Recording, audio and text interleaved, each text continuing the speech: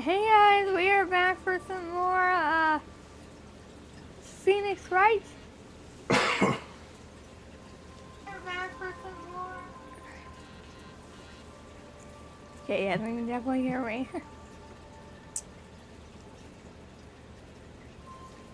Phoenix Wright and oh.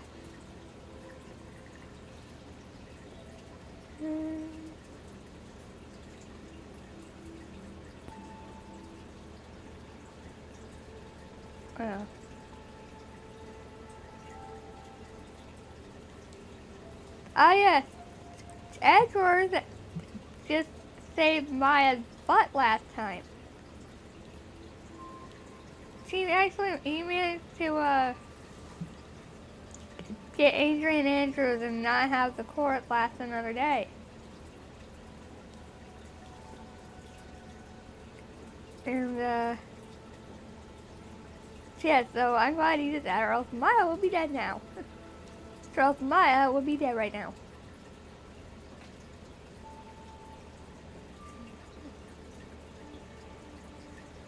Phew. Bless you. Phew. Bless you. Thank you.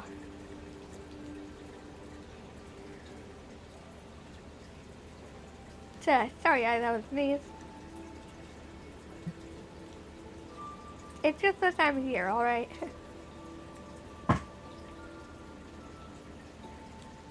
And, Sword Chikar says, "Boo! Thought you could stream without me, didn't ya? Well, guess what?" you're just a dinosaur. We were just gonna go over Sheldon's theory. Hold on, I gotta get the phone charger.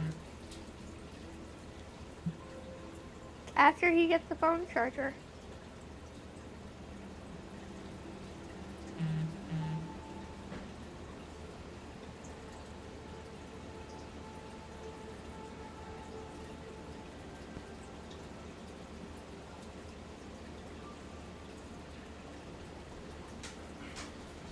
Okay, go over my theory. He never told me it. I didn't? I No, don't you remember what it mentioned- is. What? I don't remember what the theory was. You don't? No. Did I give any hints as to what the theory was about? Probably about Adrian Andrews, I think. About Adrian Andrews. I got nothing. About why Adrian Andrews would do this. Oh, well, maybe she... Because remember, she was going there to try and find out where the suicide note was for her mentor. So maybe she did find the suicide note. And the suicide note said something like, you know, Juan Corrida was a jerk to me, and he, you know, he beat me up and, like, didn't give me any money and yada, yada, yada. And so she, in anger, killed him. Because, I mean, she obviously liked her mentor so much that she almost killed herself after her mentor died. Sure. Or maybe the suicide wasn't a suicide. Maybe. Thought not. I almost accidentally spoiled this trial for him. Whoops. I know what the theory is because I know the truth.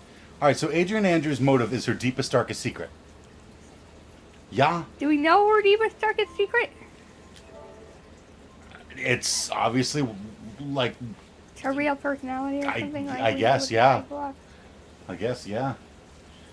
We proved that during the Cyclops. Way, way, way back in the past, her dream was to be a clown. That has absolutely zero to do with this case at the moment.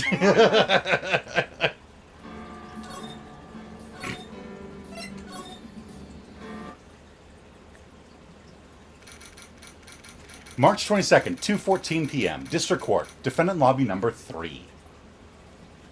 And this is the part where Edward comes up and be like, okay, why do you want this trial to end so badly and so soon? Yeah. He's going to be like, this isn't like you. Usually you're okay with us, you know, waiting to get the defendant. Or not the defendant, the witness. So what's going on? Dude, can't believe that Adrian. No way. Not cool and collected Adrian Andrews. She is your manager. It would have been very easy for her to pull this off. The only person who had easy access to the knife you used at dinner was, well, her. So after the ceremony, during the break, huh? I was sleeping like a log the entire time. Isn't that what Will Power said, too? Yeah, because he was drugged. Maybe she drugged him. Maybe, or that, no, that would be too on the nose. It would be Of what happened last time. Yeah, it's too close to what happened last time. And maybe way back in the past, her dream was to be a clown, and the only way to get to fulfill that dream was to serve Matt. Woo his opponent to get close, kill the opponent to frame Matt, the perfect, nay, greatest plan even. The perfect frame, the only way to take over Matt's place. But Matt's not a clown. This is the greatest plan. Matt is not a clown, and I don't know that song. Matt is most certainly a clown. Matt's a dork, but he's not a clown. See, she could have also easily planted that blood-soaked button in her comma. Because she was the one who came to wake me up? Then, dude, you're saying it really was her? Yes, she's the real killer. She was the one who murdered Juan Carita. But why? I thought she was buds with Juan. She has her own agenda. Her own agenda? What are you talking about? I'm sure you'll see by the time this trial's over. You'll be alright. I'll get you acquitted by the end of today. To change Matt's character into a true clown and be the first television famous clown on television. It all makes sense. No one will go this far just to be a clown. Give me a verdict that's refreshing like a spring breeze. Okay, Mr. Lawyer Dude? Phoenix. You think her motive is related to select impacts? Missing suicide note? Missing suicide note, right? So, duh. I'm still trying to figure out her pun. Oh, Celeste Impact. Yeah. I don't know. Maybe we'll look it up. Maybe it's a play on words. I'll look it up after the trial. Remind me. Yes. Miss Andrews depended on Miss Impacts as her strength and reason to live. So much so that when she was gone, the microphone fell right over.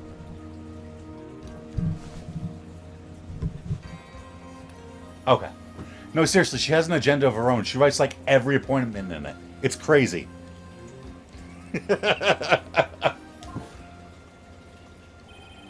then Miss Impact suddenly killed herself. It sounds like she left a suicide note, and the person thought to have hidden it. Is Juan Carita, the victim of this murder. And that's why I think that Miss Andrews got close to Mr. Carita. All to get the suicide note back. That sounds possible. It's possible. Same thing. Same thing, right? Not quite. Possible means that it can happen. Plausible means it probably happened. Right. But one thing bothers me. Yeah, one thing bothers me too. The fact that you are literally spelling out my theory, meaning chances are I'm wrong. Because they always like to have their little twist ending. So there's no way that was the reason now. Because there'd be no twist, because they're saying it out loud right now. I mean, it's going to turn out that, like, Maya is the killer. Somehow. No. No, Maya's under kidnap. What? Well, Maya's kidnapped now. But remember, Maya got kidnapped after Juan was already dead. Okay, now that why would she even do that? Why? Just give me her motive. Because she loves the Nickel Samurai so much that she'd want to give it of any competition to the Nickel Samurai. First of all, I'm pretty sure she liked both of them a lot. Last I checked, she was a big fan of both of them. Who was it first? Who was it that first told us about their relationship? Better stated, Miss Andrews' dependency issues regards with Miss Impact. It was Edgeworth, our opponent, who told us the stuff that we're basing all of our assumptions off of. It looks like he's still the one in command on this ship. Of this ship. Don't hear guard down yet.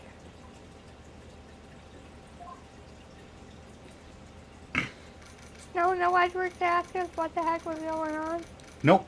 with our. March 22nd, 2:25 p.m., District Court, courtroom number 3. Okay. Court will now reconvene. Now then, Mr. Edgeworth, if you please. Why do you keep knocking over the microphone? Stop that. I'm trying to adjust my hip because it's hurting the screw in my hip. That's the hip with the screw in it. Both your hips have a screw in them. No, they don't. No, they don't know that. I thought it was this one that had this screw in it. No, it's just this one. You can tell if you move this down a little.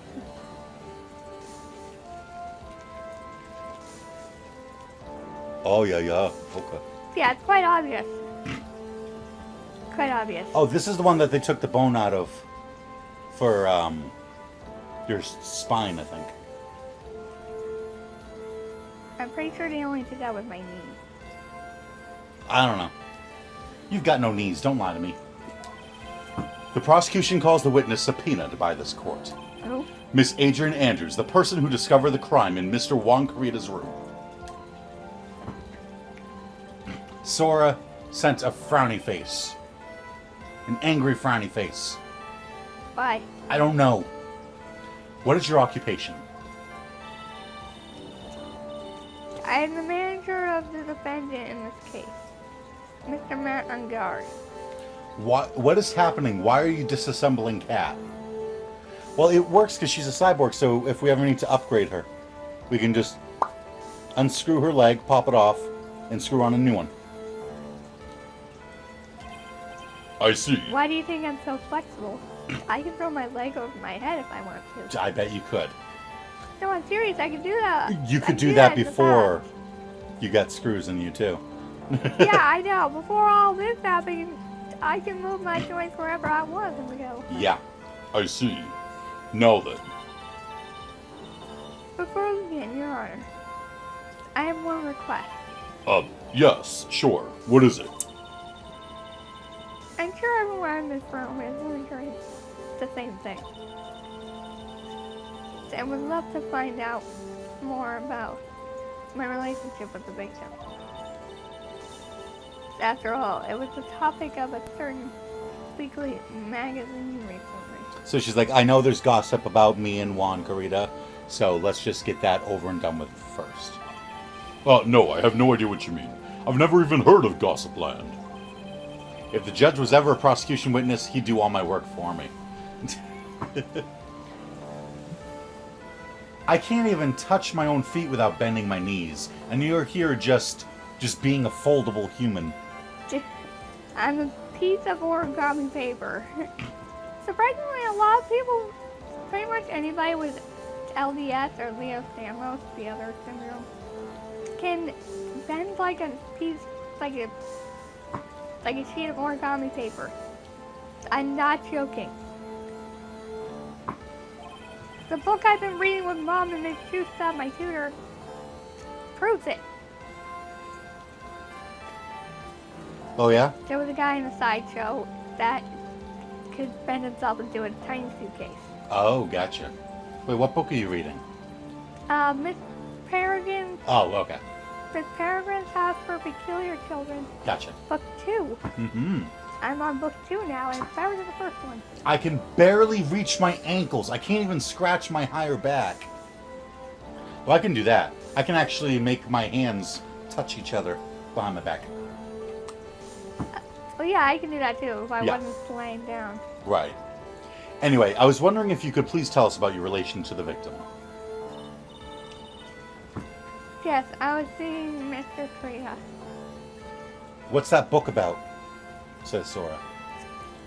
I was wondering if someone was gonna ask. The book is basically about a boy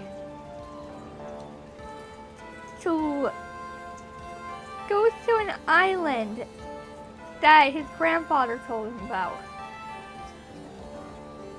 That's where he gets killed by the sting. By this weird creature thing. And apparently, when he was a kid, his grandpa used to tell him stories about this island. About how he lived there. This place takes place when Grandpa was a kid in 1940s. World War II. And it was basically how he told stories about how the island was protected by he said hawk, but it's really a falcon. Peregrine falcon. With a pipe. So he went to the island after his grandpa died. And then he travels in time. And meets all these kids with powers. We call it peculiarity. They're peculiar children. That's why it's called the Peregrine's House for Peculiar Children. That word is in there a lot. I'm not joking, you'll hear it in every page. And they go on this big adventure just to stop all the bad guys and the whites. The very bad guys are called whites.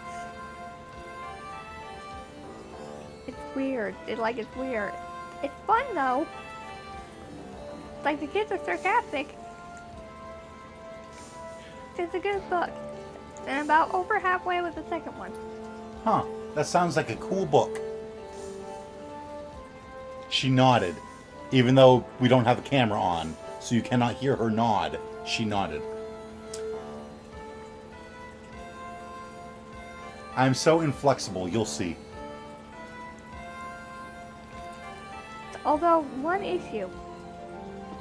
Once you start the first book, you're gonna have to start the next. And then probably the one after that. And the one after that.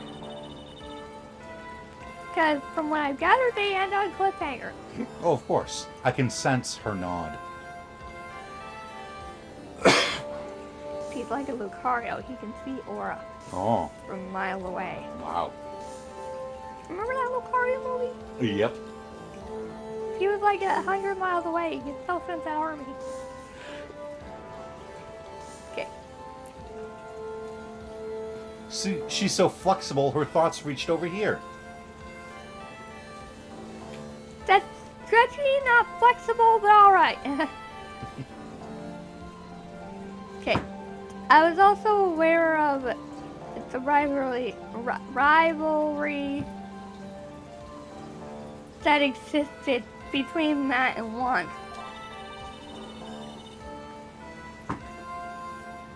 But this was a private matter between Juan and myself. So it was a fry and bait matter. Or was that bait and fry? Reminds me of fishing. I'm pretty sure that's the joke. But I didn't kill him. No one is accusing you of that. I think there's someone who would beg to differ. I think we all understand your relationship with the victim now, Miss Andrews. Very well then. Witness, please testify to the court about what happened when you discovered the murder that had taken place. When I found the body.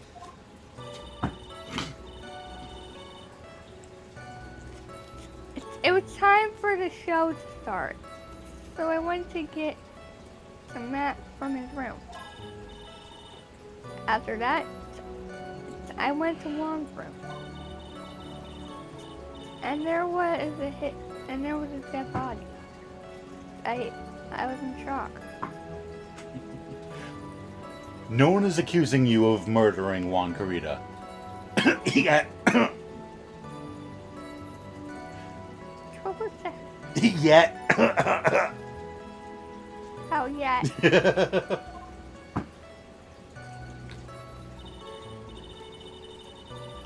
What I saw was naturally the exact same scene in the crime scene photo.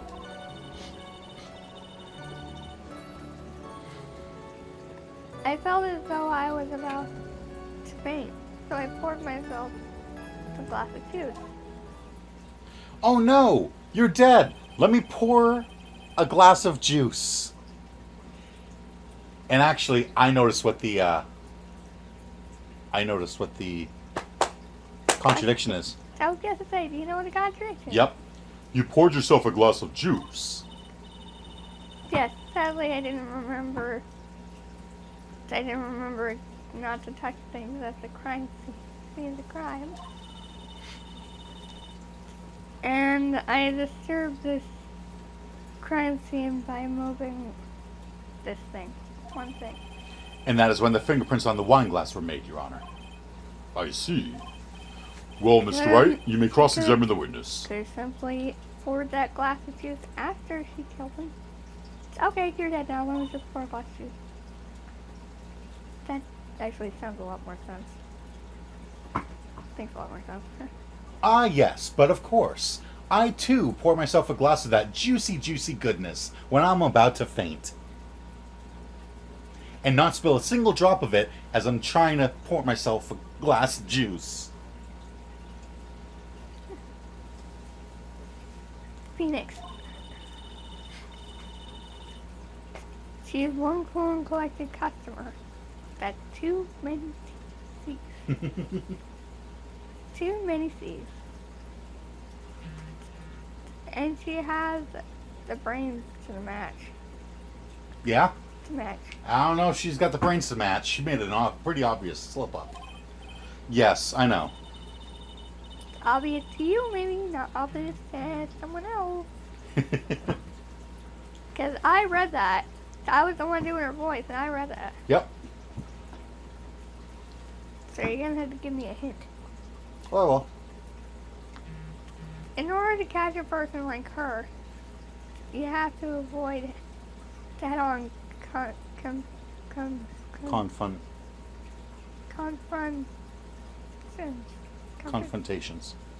Confrontations? What Yeah, is when you that? confront. You should disrupt her pacing. Disrupt her pacing? She's the type of woman who is easily thrown off by things inconsistent with her thinking. So you have to attack when she at least expects it. The instant you let up your offense is the instant this trial is over. Understand? So, once we start digging into her, we need to keep digging into her. We can't let up until she slips up and trips up and says, yeah, I killed him. Alright. For some reason, my shins are bruised. It's been that way for a week, and I've no clue as to how it happens. We wear shin protection when playing soccer. I don't know, my leg's been bruised for, like, the past week, too. I don't get it. I got a bruise on my knee. Yeah, what the heck? We're all getting beat up in the legs. And what was Mr. Ungar doing at the time? She was taking a nap. Taking a nap. He was worn out from his mini performance as a Nickel Samurai during the ceremony. Triplets! We're triplets. Oh, Mr. Ungar did say he was taking a nap. Then I I guess you read could that. say it could not have been taken out of his room, right? Yes? excuse me? What are you? Right. I thought years of school would have taught you how to construct a sentence. If you can't make a sensible sentence with a subject, then I'll make one for you. Watch. Did you, Miss Andrews, remove Mr. Ungar's knife from his room? No. Subject, verb, object, right. Did you skip basic grammar? The witness may continue. I love Edgeworth.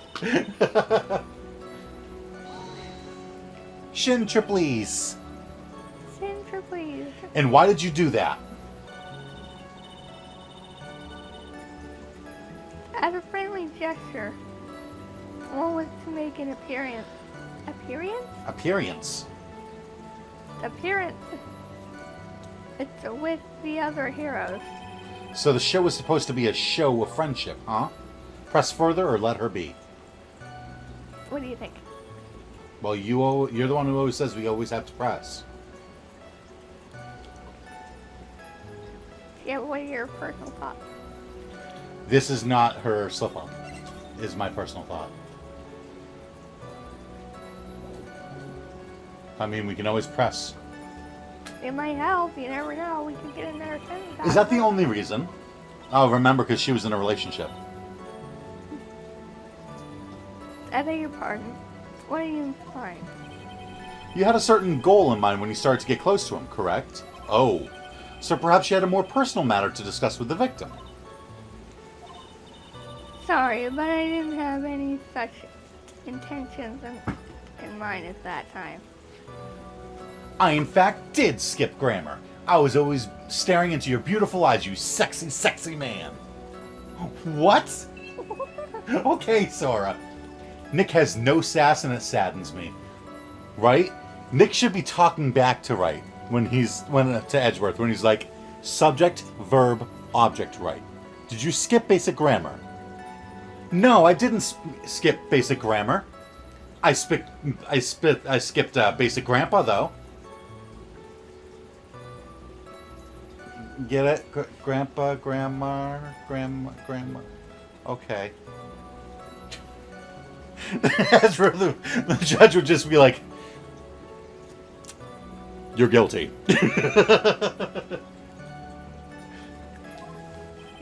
I can't get her to talk without a strong piece of evidence, I guess. May we continue now? Witness, what did you see when you got to his room? And there was his dead body. I was in shock. What? Who's that? You were in shock. I was just giving her a goofy voice. Why? Why?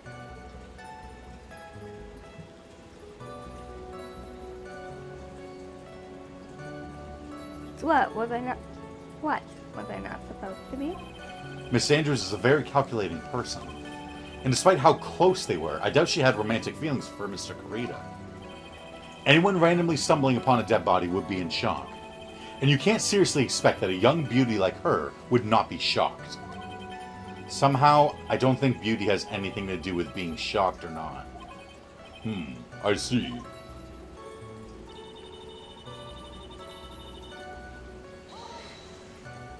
Where is this slip up of yours? This is the photo you're referring to, correct?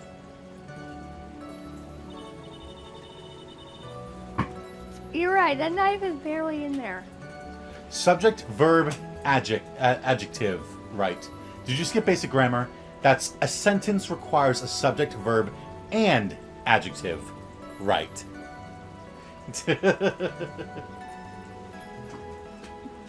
You're right, the knife. Wait, I didn't say it. Oh, I thought you did. All I said was that knife doesn't look like it's even in his body. Yes, the one with the knife in his body, in his chest. It doesn't look like it's in there. That's because it's not. That's the whole point, remember? They said he was choked to death, and then afterwards, someone just jabbed the knife in him. Yeah, but how is the knife still in there? Because it's, look, see how the point isn't visible? They jabbed it in like this far. They jabbed it in just enough so that it would stay there. Okay, but what did she say? Yes, the one with the knife lodged in his chest. Yeah, the one with the knife lodged in his chest. And the guitar case was like this too. Yes, it was open and empty, of course. And then, what did you do next, witness?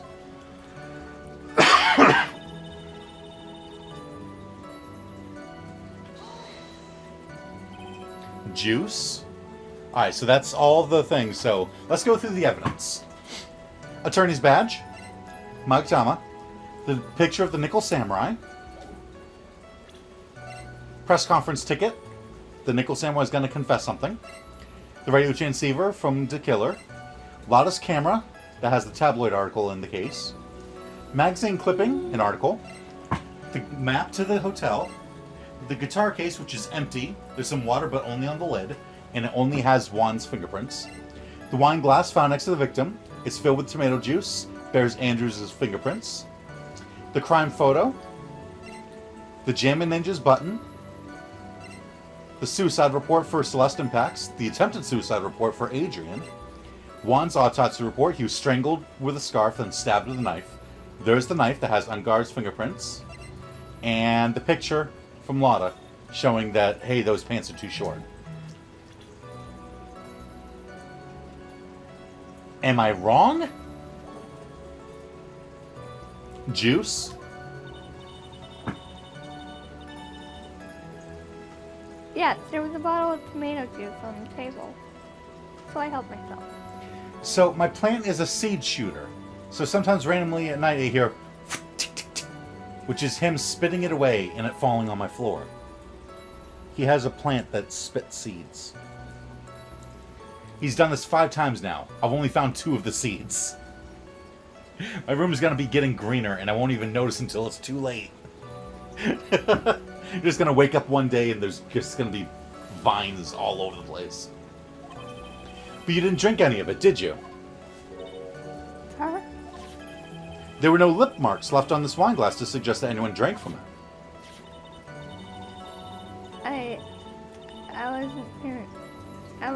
I wasn't feeling terribly great.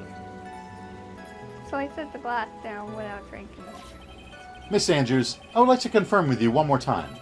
When you discovered the dead body of Juan Carita, you were in great shock. And that's when you poured yourself the glass of juice, correct? And what of it? My mind really is a complete blank at the time. Sure. Your mind was a complete blank. I didn't think that was possible for you. Aren't you rude today? I was so dazed, I made one careless mistake. That one thing. He's also next to my bed, so someday at night it's gonna spit it and the seed is gonna fall on me and I'll just be spooked. Great alarm clock, though. What one thing? Never mind. It's no big deal. So, What was she starting to say just now? Professor, I need to know. Miss Andrews, I'm convinced that, as you said, you made a mistake at the scene of the crime. What I really want to know is what this mistake was. Actually, so would I.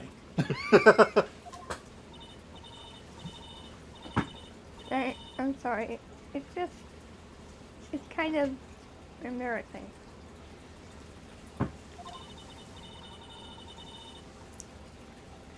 When I set the glass down on the dresser, I accidentally knocked the flower vase over. I was thinking that maybe she's the one who made the suitcase wet. Well, yeah, from knocking over the flower vase. Take it to her case. See, I thought that what it was she said, I walked in there, found his dead body, and poured myself a glass of juice. Wasn't that bottle of juice still full? Yeah. Where'd she pour the juice from then? If the bottle was still full. Oh, the bottle. Yeah. But no, okay. Flower vase. Are you talking about the one on the floor in the crime photo? This mess of glass shards? It was originally on top of the dresser. Okay, so she walked in. The scene looked like this. She walked in, found his dead body. Oh no! Poured herself shakily a thing of juice, put it down, and then in her fear, she knocked over the flower vase.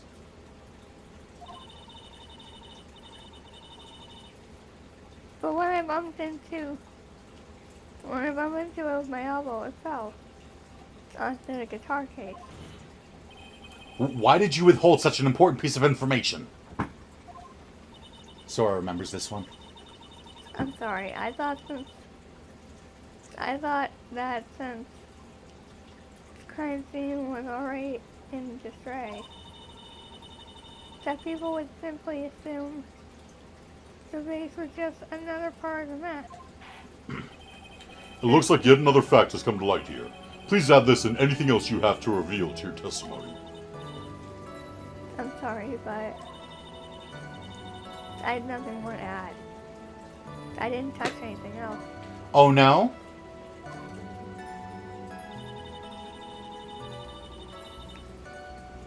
I was the one who knocked the flower vase over, where it fell into the guitar case. What kind of flower vase was it? It was glass-based, and it was fairly big and heavy. I thought I would try to take one. Oh, My eyes are itchy. Thought not. so I set the glass. While I was. So I set the glass I was holding down on the dresser. That's when my elbow accidentally hit the vase. That's odd. I thought she was always in total control of herself.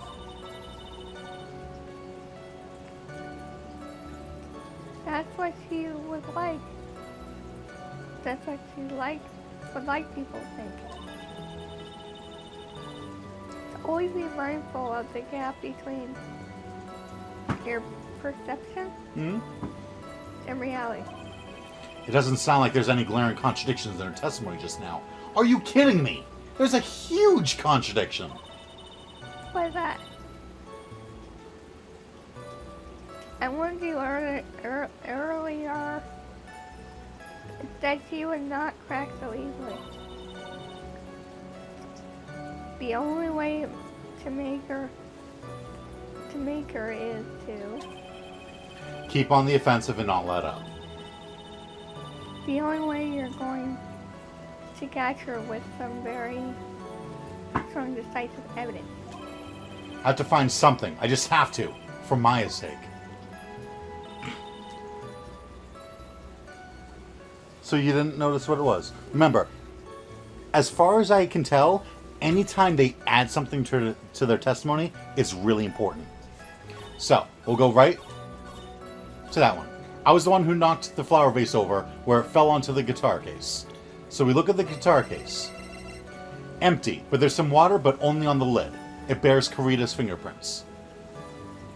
So there's some water on the lid from the vase.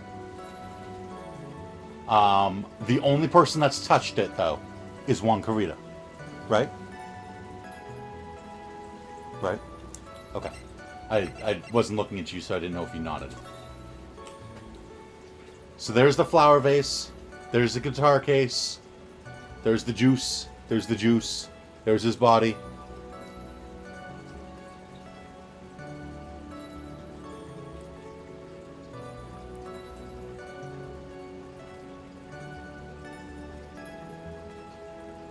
Remember, anytime they add to the testimony, that's super important. So she said she knocked over the flower vase and it got water on the guitar case. Yes? Where was the water on the guitar case? On the front. On the top. Yeah. Okay. So where's the top of the guitar case right now? Open. Okay. Well, that's fine. One could have opened it up.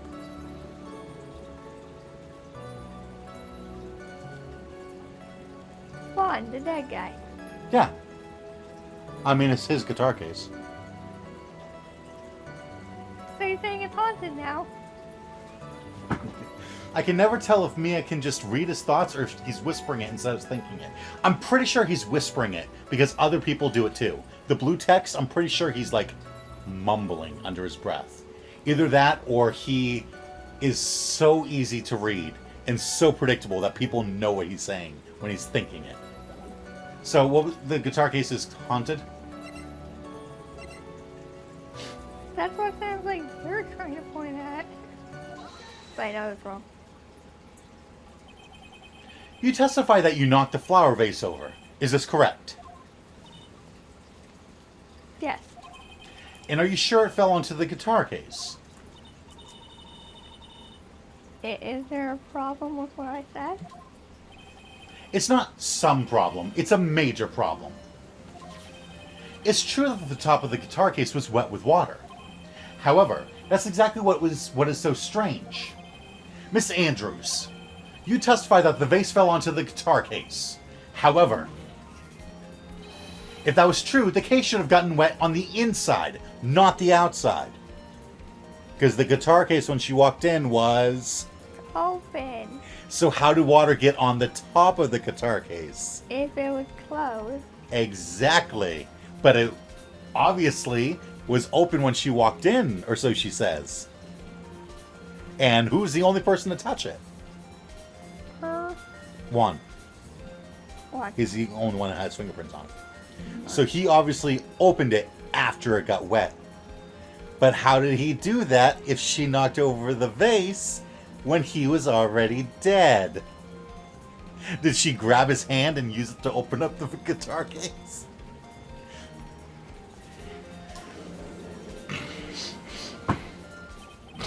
That's very true. Furthermore, there's one other strange thing about this guitar case.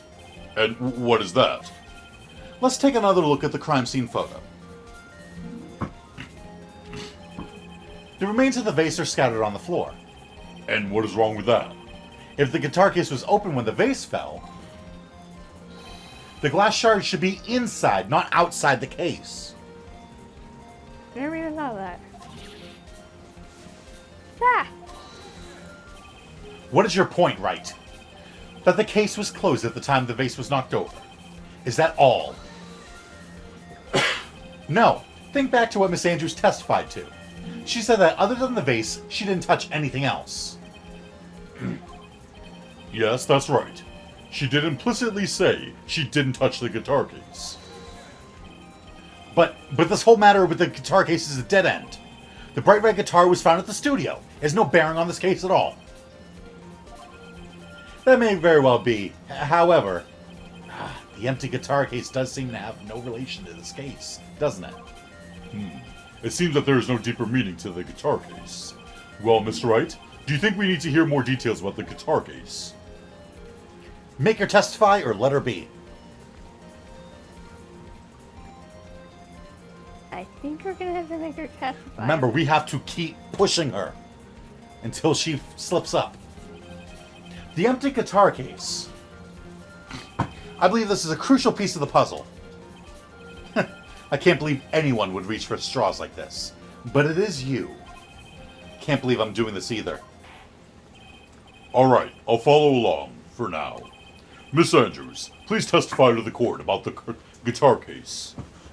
I'm hungry! It's alright, you know what you should need to start doing? It's like grabbing a bag of chips or something before you start. That's what you need to do, alright? And maybe like a juice box or something. Just so you're like ready. Yes, Your Honor. But it's 2:30 a.m. That's what I'm saying. You should start like getting everything before. It's 2:30 in the morning. You can't eat a snack at 2:30 in the morning.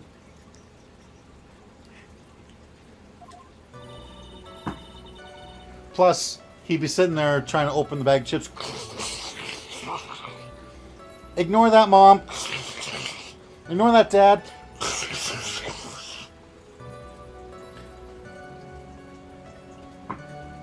And we don't have juice boxes. If I eat chips, I wake up the whole house. And we don't have juice boxes. Okay, what about a glass of water or something? Yeah? I don't remember too clearly because I was a bit dazed. I suppose I must have opened the guitar case after I knocked the vase over. It's not a big deal though, right? The case was empty after all. Except for why I opened the case. Even that I don't know. We do have tap water, but I'm too lazy. Bed's so cozy. Did you notice her slip up this time? It looks like this really wasn't a very important point.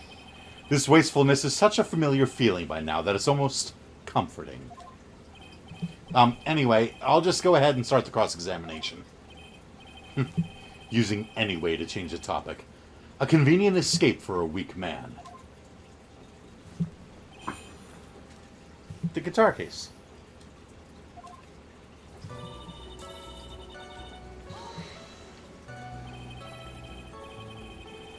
What? What? What are you doing? Adjusting my leg. Okay. During your testimony just now, did you remember those events clearly in your mind? Well, you see. Are you sure you're the one who opened the guitar case? She's waiting for someone to tell her if she should answer or not. Using anyway to change the topic.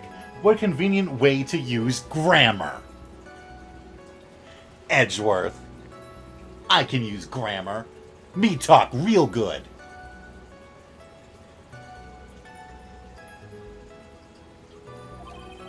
Sounds like her dependent side is taking over. Well, Miss Andrews? Yes, it was me.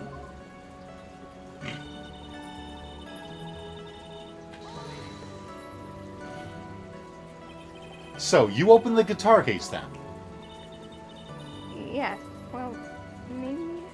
Next he's gonna say language when someone says poop. Language. Why did you open the guitar case? Huh? Mr. Kurita's dead body was right there in front of you, wasn't it? I would think that the first thing you would do is call for help, not open a guitar case. As the witness has said multiple times, when she found the dead body, she was dazed. Maybe I was curious to know if the Wright guitar was alright or not. I thought maybe the criminal took it. Why would she care about the bright red guitar? But getting back on topic.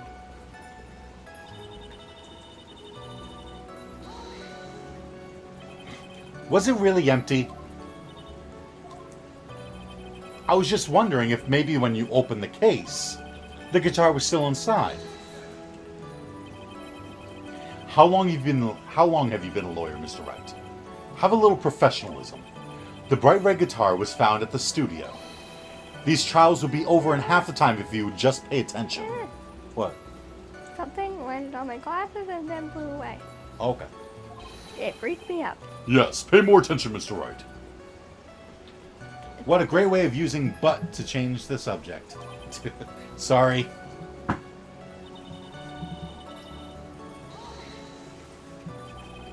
Was that because you were shocked and dazed at discovering the victim's body? Yes, that's probably it. I'm not going to get anywhere if I continue pressing her like this. The only way to make her talk is with evidence. I guess I should give it a try.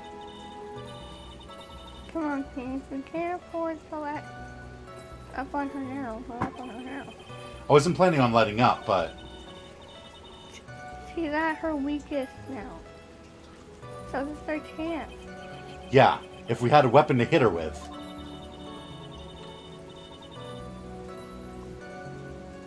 I'm sure a weapon is hiding somewhere in the court record. It's waiting to be found. So, she was dazed. Do we have any evidence that can prove that wrong? She opened the guitar case. Do we have any evidence that can prove that she didn't open it? I want to say yes. Okay. What? I just don't know how. She opened the guitar case after she knocked the vase over. Because we're a lawyer. Because the Nickel Samurai is Matt, what's his face, on guard. Matt, what's his face? She opened the guitar case because there was a press conference. She opened the guitar case because Maya's been kidnapped. She opened the guitar case because there was a tabloid article in Lotta's camera case. No. She opened the guitar case because she was hanging out with Juan Carita. The liar.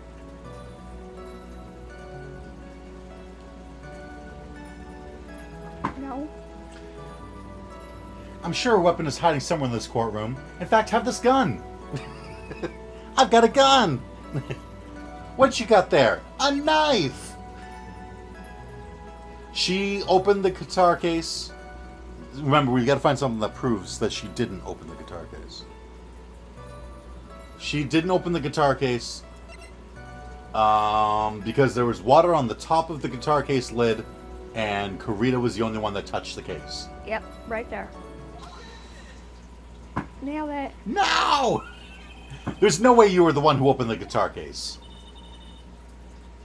Why would you say that? It's elementary, my dear. Because the only fingerprints on this guitar case are those of the victim. Ah!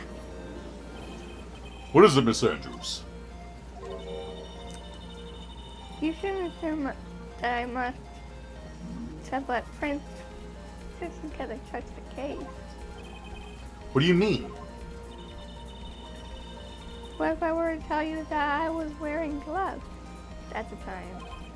Gloves? But why would you be wearing gloves at the time? It was the night of the award ceremony. So of course I dressed up for the occasion. Yes, now I remember. I'm almost sure I was wearing a pair of thin gloves. I see. Well, Mr. Wright, it seems the witness was wearing gloves at the scene of the crime. Nothing strange about that, or that's strange? That's strange, because I know someone else who wears gloves. Nickel Samurai. You were wearing gloves. Isn't that a little strange? You're on the wrong track. Why is that strange? Do you have something to prove that I was not wearing gloves at the time? Oh my god, she does have her own agenda. In fact, she's holding it. Look at those appointments. Do we have something that proves she was not wearing gloves? I don't know, do we? Well, if she wasn't wearing gloves, what would that imply? She said, I didn't leave fingerprints because I was wearing gloves. So if she wasn't wearing gloves...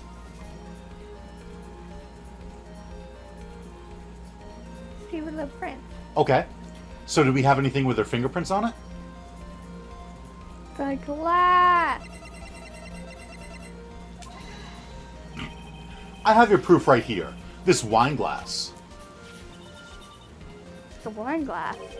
You left your fingerprints very clearly on this wine glass. Yeah. Even if you took your gloves off when you poured yourself this glass of juice. Wouldn't you think it was just a little strange that you put your gloves back on just to open the guitar case? Sheldon Brown. Oh.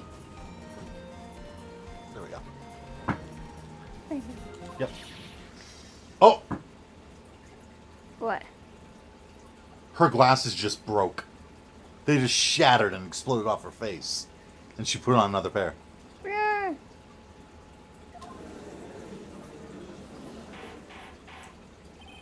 Order! Order! Order! Looks like you hit the nail on the head this time. What do you mean? I believe that guitar case plays a very important role here. But it's just an empty case.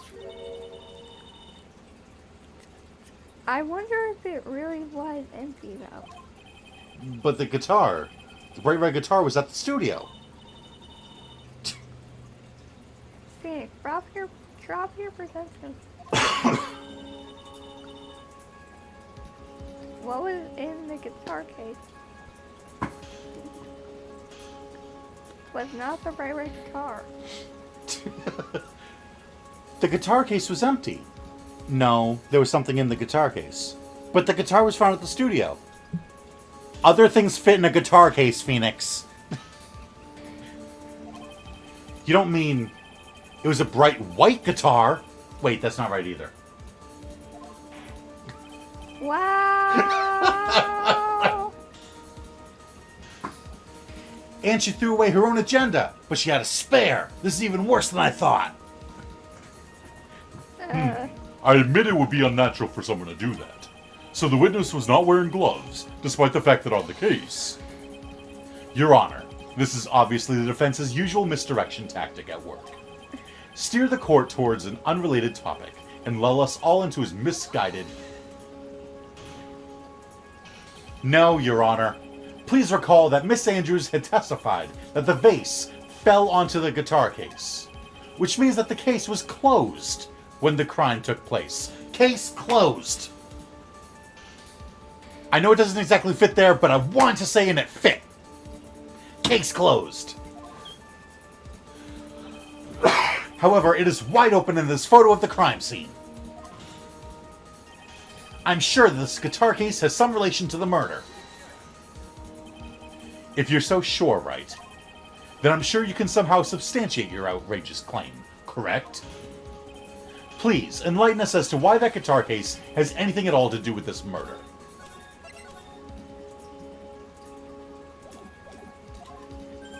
Can you do that, Mr. Wright? Well, let's suppose for a second that the bright red guitar was not the only thing that could have been in the case. The bright red guitar not being the only thing. You don't mean to suggest that a bright black guitar was in the case? So you intend to push your theory that the case was not empty. Edward's like, I'm not dealing with this idiocy. Objection. Continue, Wright. I wouldn't say something I didn't intend to prove. Deflate that head of yours. You haven't proven anything yet. Now then, let's have it. What was inside this case at the time of the murder? I don't know. The only thing I can think of...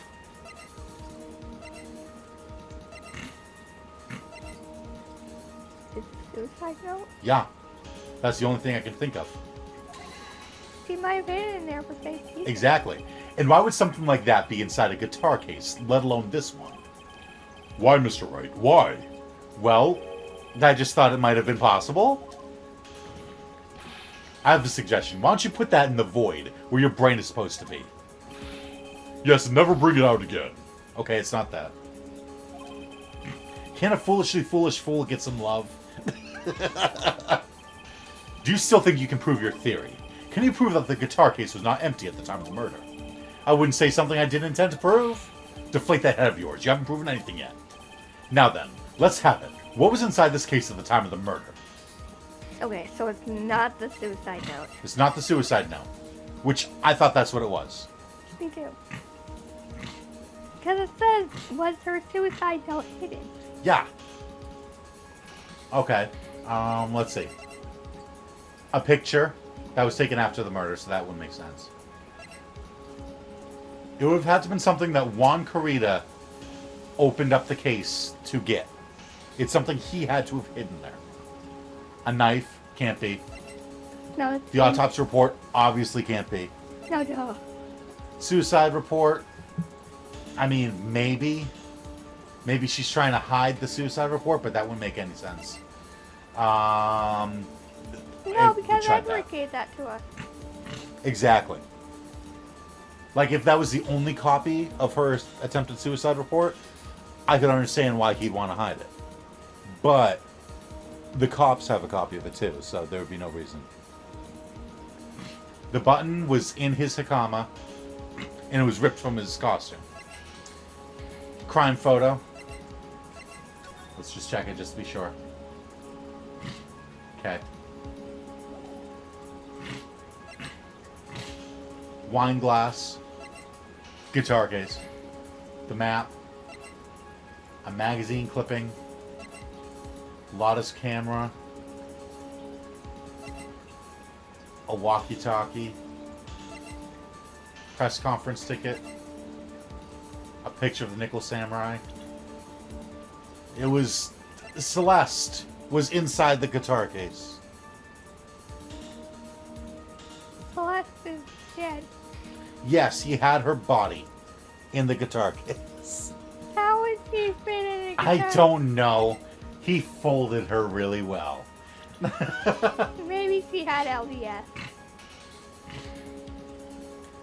Well, I mean, if she's dead, it's not like you have to worry about her being like, ow, that hurts.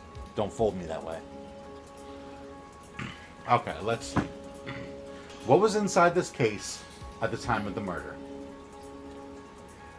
Like, do you think that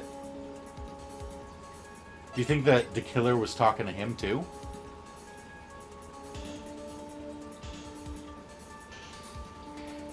Maybe he hired the killer.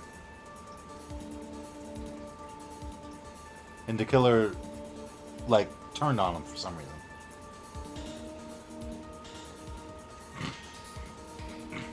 Like, we know it's not the camera because he didn't take the camera. Wendy took the camera. It could be the clipping. Maybe, I don't know. What would he want to even hide in a guitar case? What's something that he would bring with him? It has to be a suicide note, but I don't know how to prove it.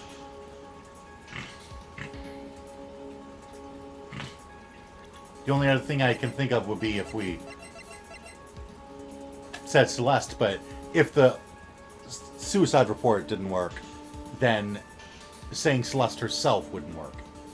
It's only worth one pip. What? It's only worth one pip. Okay. Nope. Okay, no. I want to try it. Yep. Worth a try. Wait, when did we last save?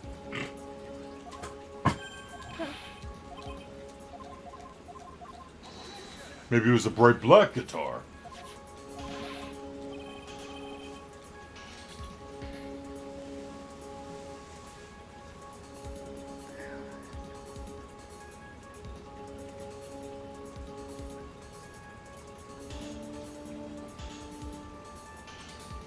It would have had to have been something important enough that he would take it with him and leave his guitar back at the studio.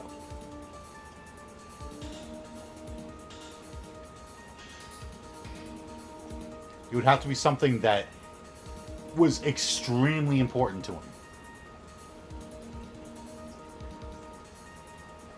I don't know. This is literally the only thing that my brain keeps coming back to, is maybe he was talking to the killer. And so he kept the walkie-talkie in the guitar case. Because no one would think twice about him carrying around a guitar case. But they'd be like, hey, what's that walkie-talkie you got? And that would be something important enough that he would leave his guitar behind to make sure he could keep in contact with the killer.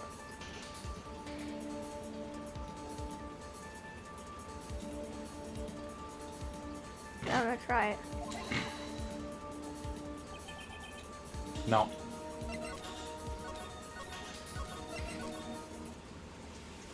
Sora, can you give us a hint? Please? It's probably one of those, like, super obvious things Yeah, that's usually what it is it's something super obvious. that we're just not getting because we're stupid.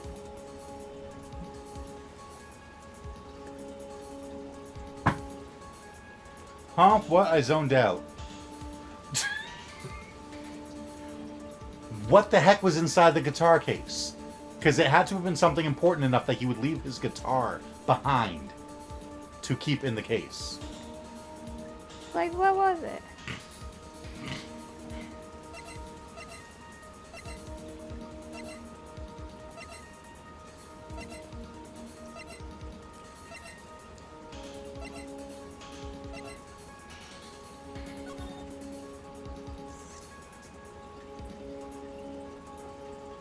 is where he was keeping the tomato juice. Show me the evidence. Yeah.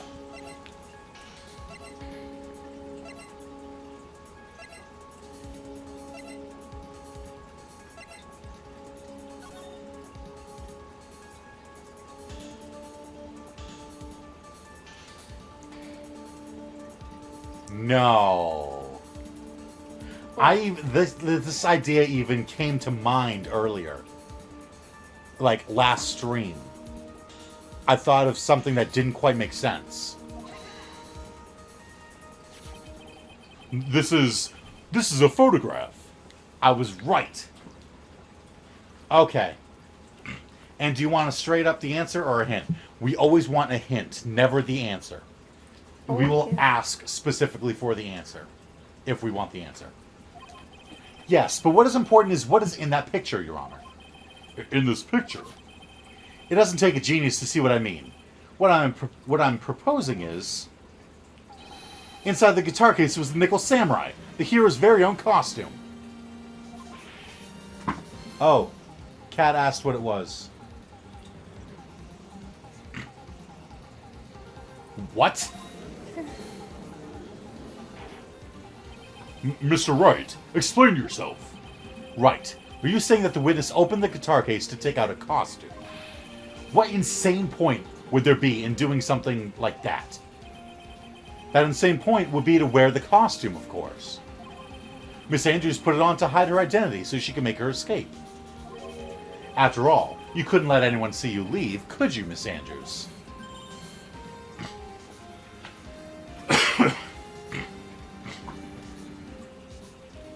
That costume. How quickly do you think you'd be able to put that costume on? It would take a while to put on, yeah? Because of all the stuff it needs and the rope belt and all that. There's no way that Matt took off the costume and then put it back on in 15 minutes. Meaning there has to be 2 costumes. He's already wearing one. He would have just kept it on. Meaning the picture of the Nickel Samurai was the second costume that was inside the guitar case. Oh, and maybe she like put it in there while Ron wasn't looking, and just brought it with her. Juan's fingerprints are the only ones on the guitar case. Juan opened that guitar case. Gloves are in the costume. What? There's gloves on the costume. That is true. But she would have had to open the guitar case to get to the costume. So she would have needed to leave fingerprints on there. Then how would she get the costume in there? He opened it. He put the costume in there, brought it with him, and then opened it up. And she put it on. I'm confused. You need to save before the next choice. Okay. He's meeting with her, yes? She doesn't want anyone to know that she's meeting with him, yes? So, while he's at the studio, she says, "Hey, I'm gonna come over to your room tonight. Bring a spare costume with you. Put it in your guitar case." So when she goes over there that night, he opens the guitar case and says, "There's the costume that I brought. It's the Nickel Samurai costume." She says, "Thanks." Puts it on, kills him, and then walks out of the room. Nickel Samurai just walked out of his room. Nickel Samurai killed him. Meanwhile, Matt is snoozing like a log in his room.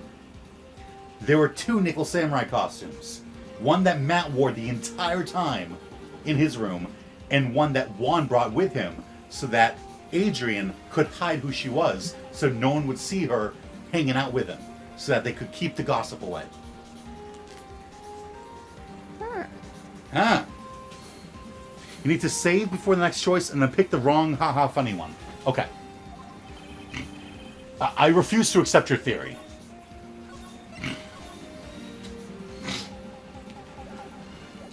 I cannot believe I figured that out.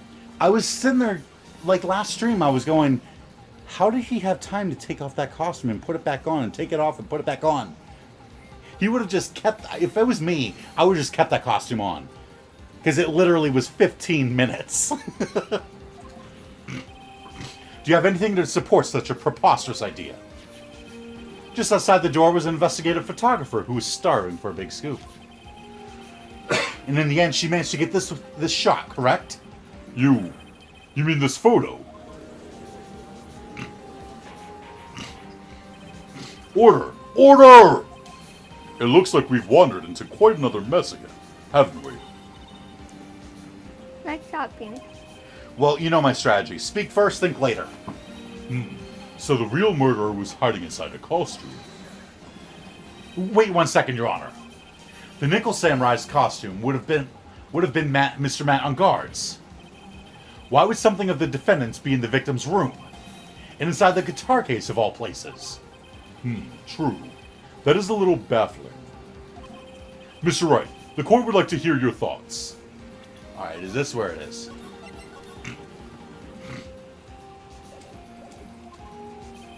What was this Nickel Samurai costume doing inside the guitar case? It was stolen from on guard. It was a spare costume. It was... So this is the wrong haha funny one? It was stolen from on guard. I think it may have been stolen from Mr. On Guard. Stolen? But why would someone do such a thing? Maybe the thief wanted to interfere with the post-ceremony stage show. And so, if he didn't have his costume, then Mr. On Guard would be forced to go naked. Maybe you should be stripped naked and run out for making a mockery of this court. Excuse me? Mr. Matt On Guard did not take his costume off after the award ceremony. He even testified that he took a nap while still wearing his costume. They did it so that he would have to go to the ceremony naked.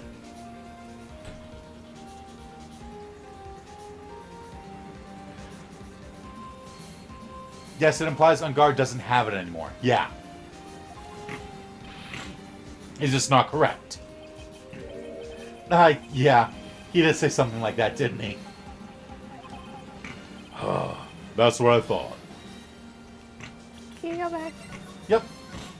Sora just wanted to see Phoenix Wright say that Matt On Guard had to go to the ceremony naked. Because, what, Phoenix? That makes no sense. What was this Nickel Samurai costume doing inside the guitar case? It was a spare costume. Mr. On Guard did not take his costume off during the break period. We just established that. I mean, you don't remember me saying that. In that case, the costume we were talking about was a spare one. What? Then, are you saying that on the night of the murder, there were 2 Nickel Samurai costumes at the Gatewater Hotel? Naked part was all thanks. Naked part was all thanks. Because then Edgeworth would tell Nick to be naked in the courtroom. Yes, that's what I'm saying. And how do you explain the costume that was inside the guitar case? It would mean that the victim himself had brought the spare to the ceremony on purpose. Did I seriously figure it out completely? But why? The victim, Mr. Kurita, was the Jammin' Ninja. Why would he secretly bring the Nickel Samurai's spare costume with him? What could be the reason behind such a peculiar act? And therein lies the sticking point. He's like, I don't know.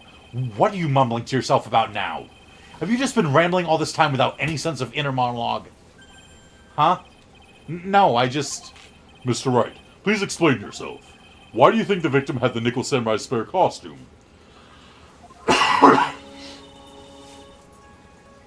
Phoenix, are you sure you can explain this one?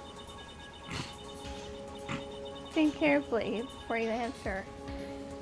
And then answer with gusto.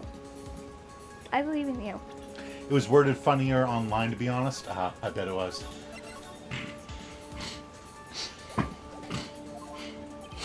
Alright, this is what I think. The reason the victim brought the Nickel Samurai's spare costume to the hotel was... Do you want to go with my theory? Like, it makes sense. Phoenix, what are you doing? Are you crazy? I presented the evidence with gusto, just like you said. I told you to present it. I told you to present it with gusto, yeah. I seem to recall the sentence before that was think carefully. What is the meaning? What is the meaning of this, Mr. Wright? Sorry. This one's pretty tough. So I really think you should look carefully at the chorus. Sora says, I know. Wrong.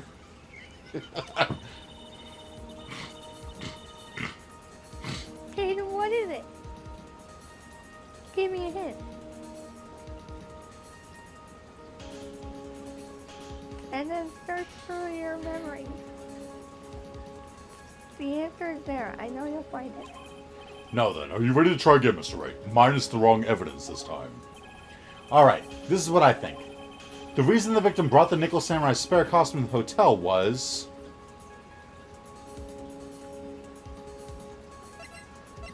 because he was going to dress up as him to confess something.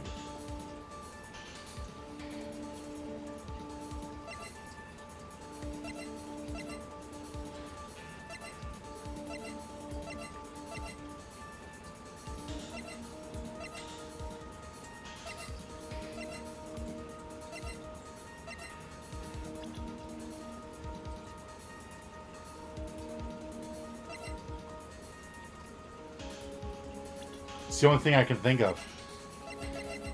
Was he was going to dress up as the Nickel Samurai and make some announcement.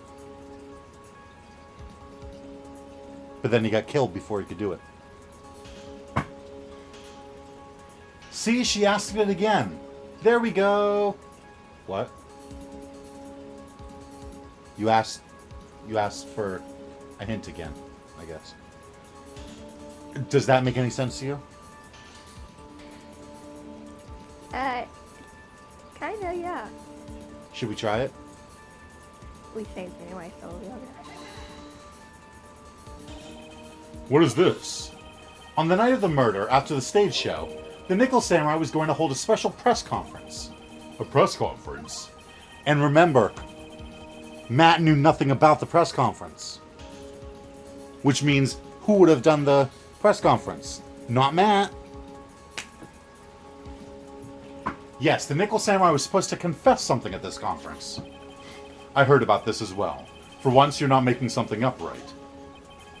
But what struck me as strange was that Mr. Ungard himself said he had no idea he was supposed to be holding a press conference that night. But how can that be? The way I see it, that can mean only one thing. The conference was set up by none other than the victim, Mr. Juan Carita himself. The victim? Yes. The spare Nickel Samurai costume was prepared for that very conference. Mr. Carita was going to hold the press conference as the Nickel Samurai. For some reason. He was going to dress up as the Nickel Samurai and hold a conference. But why would the victim do such a thing? That's something I don't quite know yet. However, he could have dressed up as the Nickel Samurai, gone on stage and gone, I cheated, the Jammin' Ninja should win. I cheated. It was the Jammin' Ninja that should have won. Dude, I'm totally the Nickel Samurai. Dude.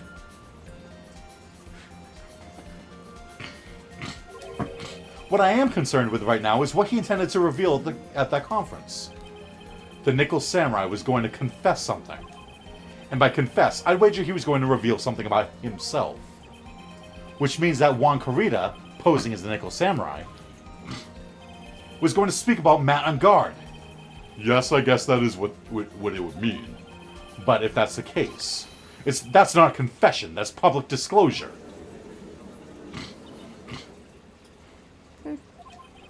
Miss Andrews? I can see why you are pros that way you do. Pardon me? Yes, just as you say.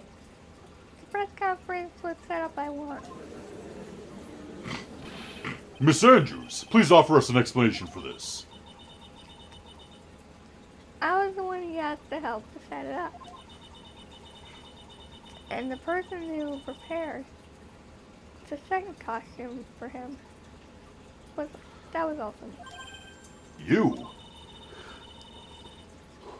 One has everything on the Jammin' Ninja this year. And if he lost the Grand Prix, she was gonna make sure Matt was going down with him. That's what he thought anyway. He was going to ruin him, huh?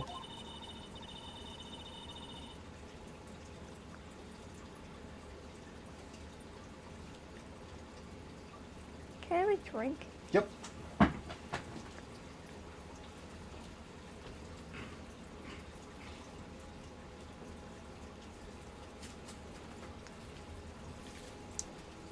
A secret's so powerful.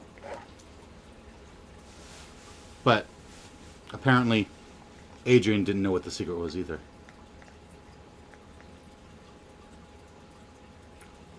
No!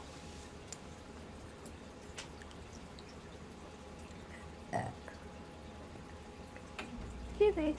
Excuse you. It dribbled. You said no. No.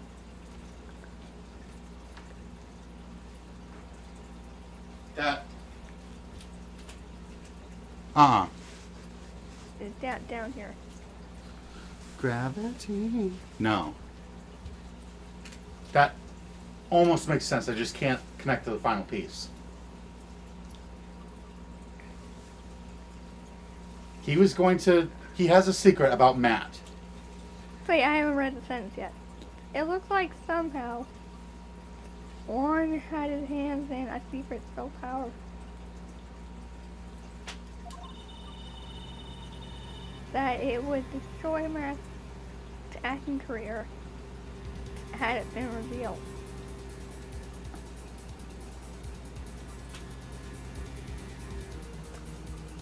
What's a powerful secret that would destroy Matt's acting career?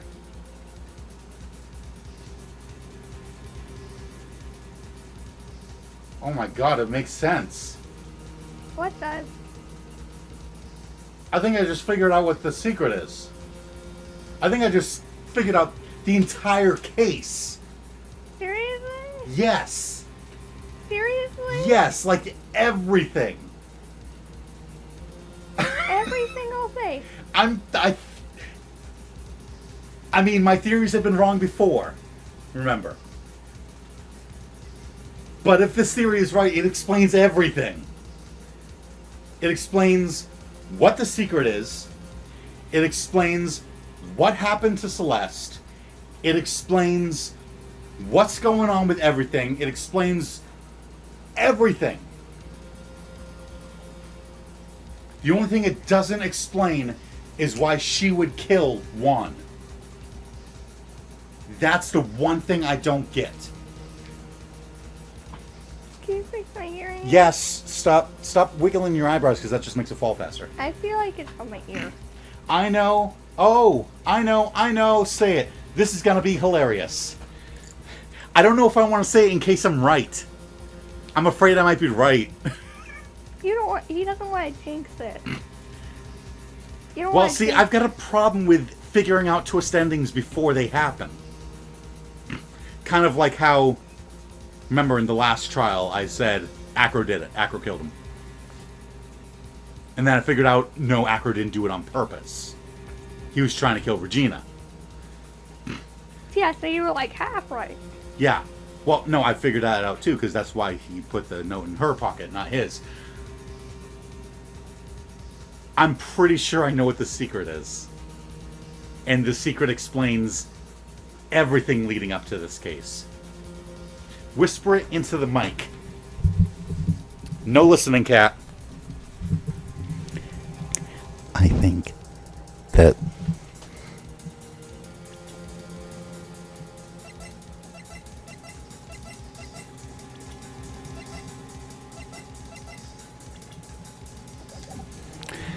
two years ago, Matt hired the killer to kill Celeste to take out his opponent's manager. Obviously, Adrian doesn't know that. But that would be a secret big enough to, destroy his acting career. How much of that did you hear? Be honest. Not any of it. Okay. Really. Okay. Like, it just clicked in my head. It explains everything about this case. It explains so much about, like, the evidence we've gotten, the profiles we've gotten, everything.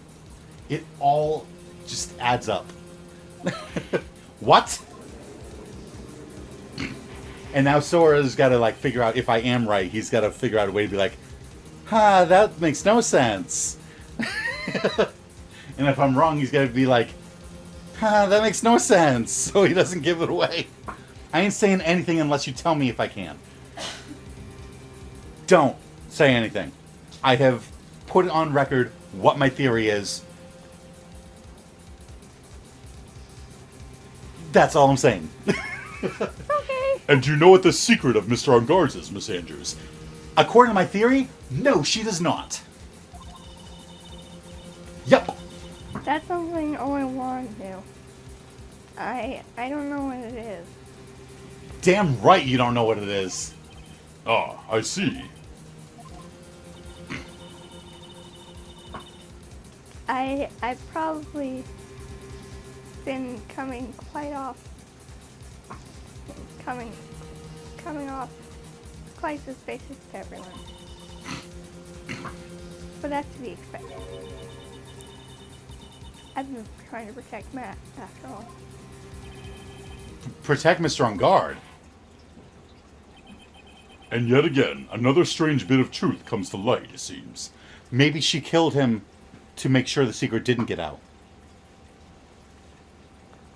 So that she could protect Matt.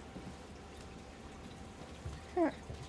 Remember, she suspects that Juan hid the suicide note of her mentor, and that he's going to do something to destroy Matt's acting career, which will put her out of a job.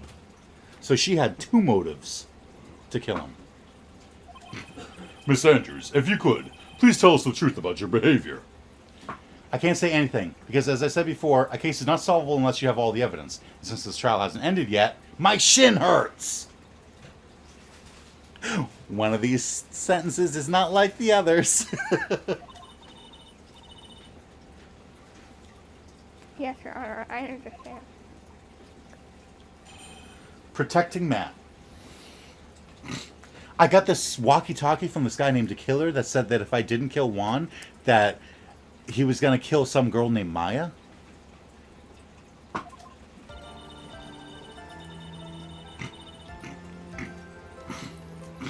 From the moment I saw the crime scene, I had a feeling that Matt was the murderer.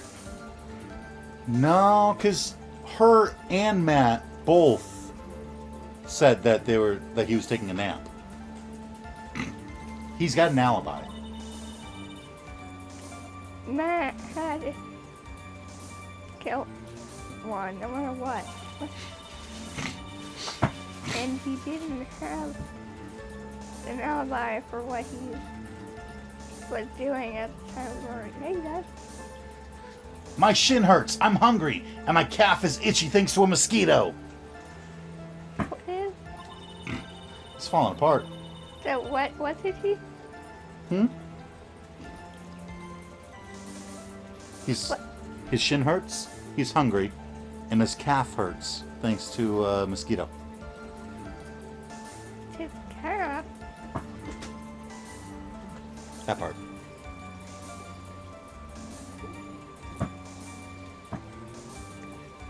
My thoughts were confirmed by the evidence. So of course, the button and the knife. But I'm not a manager, so I felt that I had to protect him. Adrian, you are his alibi. Yeah, I have a baby cow. He says he's got a baby cow, he's got a calf. This does account for everything. I am the logical type. We're finally seeing her true self. She's more nervous than a scared rabbit. If the defense can find no fault with this testimony, I'm ready to make a ruling. Please Well- keep that in mind as you cross-examine Mr. Wright. Looks like somehow everything is swung to the opposite end of the scale again. That just means I have to put my weight into this and turn her logic upside down.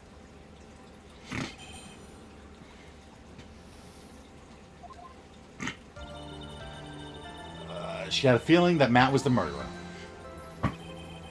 Would you say that that was your intuition speaking to you? Don't confuse my methods of reasoning with your own. Ugh.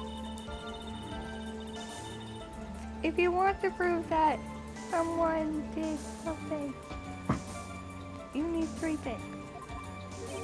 3 things? A motive, an opportunity to commit the crime, and finally, decisive evidence. And if you think these 3 things through, too many TH sounds. Think these 3 things through.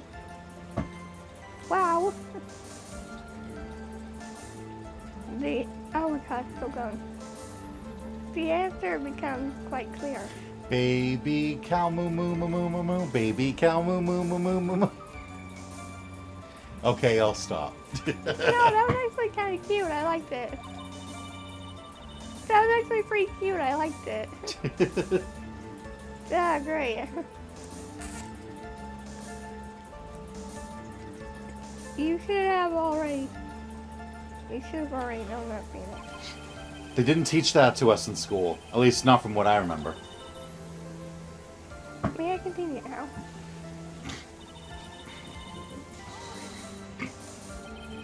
So would you say this need came from the press conference?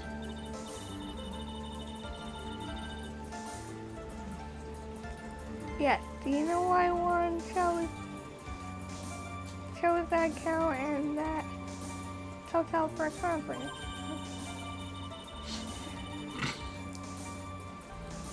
Because that's when he could cause the most damage to the public. Beloved Matt and Guard. And you knew of this plan, didn't you, Miss Andrews? Yes, because I was the one who set up the conference and prepared the costume. Okay, now she's contradicting herself. I was only doing this to protect Matt. I set up the conference that was going to expose Matt. Can't have it both ways, lady. Oh no, I'm on 9%. Uh-oh. But What do you mean on 9%? his battery. But I'm sure Mr. Ungard himself What didn't know anything battery? about the press conference. What battery? His tablet battery? What do you think he's watching the YouTube on? TV? No. No. It's like 3:30 in the morning for him. I thought you would have had like a TV in his room or something. I have one, although that thing is a piece of junk. Because I don't know how to use it, and I don't know where the remote is. Probably threw it away. And my charger is broken. Oh, jeez. You're gonna have to drop out soon. Oh no.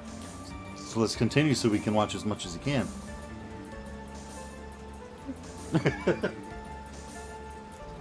Wait, what? So let's continue so he can watch as much as he can before it dies. Oh really? Oh really? Can you show me any proof that he didn't know about the press conference? Anyway, the important thing here is that this information was not in your testimony. Yes, I agree. Miss Andrews, please correct your testimony if you please. Grasping at the straws now, are we, Mr. Wright? Kat, my room doesn't even have a proper door and walls. Everything I do, they can hear everywhere in the house. That's kind of sucky. Right?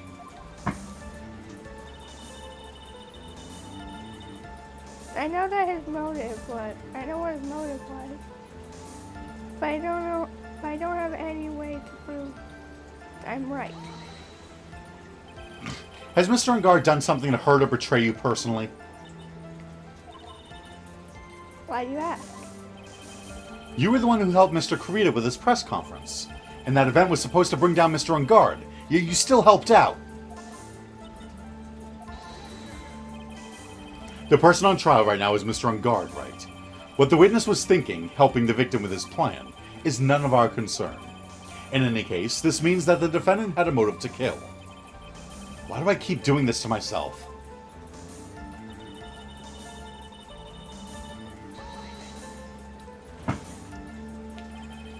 But didn't you already testify earlier that Mr. On Guard was taking a nap in his room? Are you telling me now that that too was a lie so you could cover for Mr. On Guard? I'm not telling you any of that sort. Anything of that sort. When I went to get him for the show, he honestly was sleeping. So, as to whether she was sleeping the entire time, that I can't say. I was too busy setting up the stage at the time. Yeah, but you know who wasn't too busy setting up the stage at that time? Lotta. She didn't see him walk out of the room.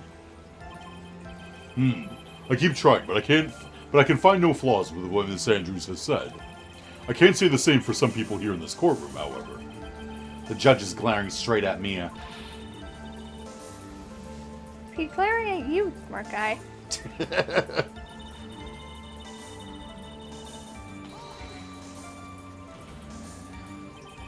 You can hardly call the knife decisive evidence. The fingerprints on the knife could very well be a clever camouflage. Then what about the button? The button?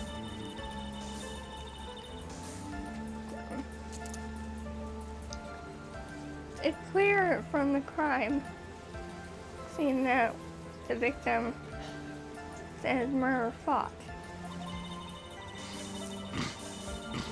And during that fight, the killer ripped the button off the Jammin' Ninja's costume. You're talking about this button, correct? The button was found in the pleats of Matt's comma. Isn't that correct? I wouldn't think that makes it very decisive evidence. Yes, but if the button was in his pants and he was sleeping in the other room, then how would you walk into the murder scene and go, "Oh, the button proves that it's Matt"? What button? You don't know where the hell that button is.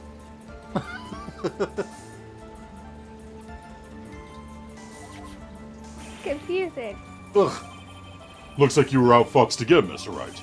Anyway, the knife doesn't prove a thing. Please fix your testimony. I can't stand the sight of a man who can't gracefully accept defeat. What are pleats? Because I just thought that meant crooks. Pleats are, think of like a skirt. You know how the skirt has like the fabric folded over itself slightly? So it's got like folds in the fabric along the whole thing? Those are called pleats. Oh, Thank goodness Mia can still look at me. it was nice to stare, yeah. Miss Andrews, for Mr. Wright's sake, please add this information to your testimony.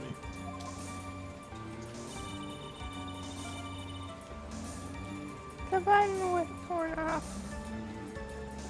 of one during a fight with the Matt. Yeah? And how do you know that? When the ends of the threads of the button and the costume were matched up, they were found to fit together perfectly. Or so I heard. What are pleats? Because I just thought that meant crooks. Yes, that's what I meant. Oh, like crooks in the fabric? Yes, yes. That's what pleats are.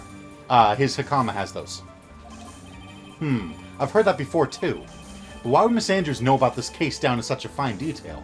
Almost like she set up the evidence. Don't look at me like that. Just because I'm prepared and you're not. Okay, I'm actually gonna sleep now then. I'll miss it, but it cannot be helped. Whatever it is, that does not sound. That sounds disturbing. Right? I don't know what it is, but You just gotta we're gonna watch hit it back soon. later on when you wake up to see it. Ugh. And I thought I had her this time for sure. If there's anything to trip her up on, it has to be here. But where and what?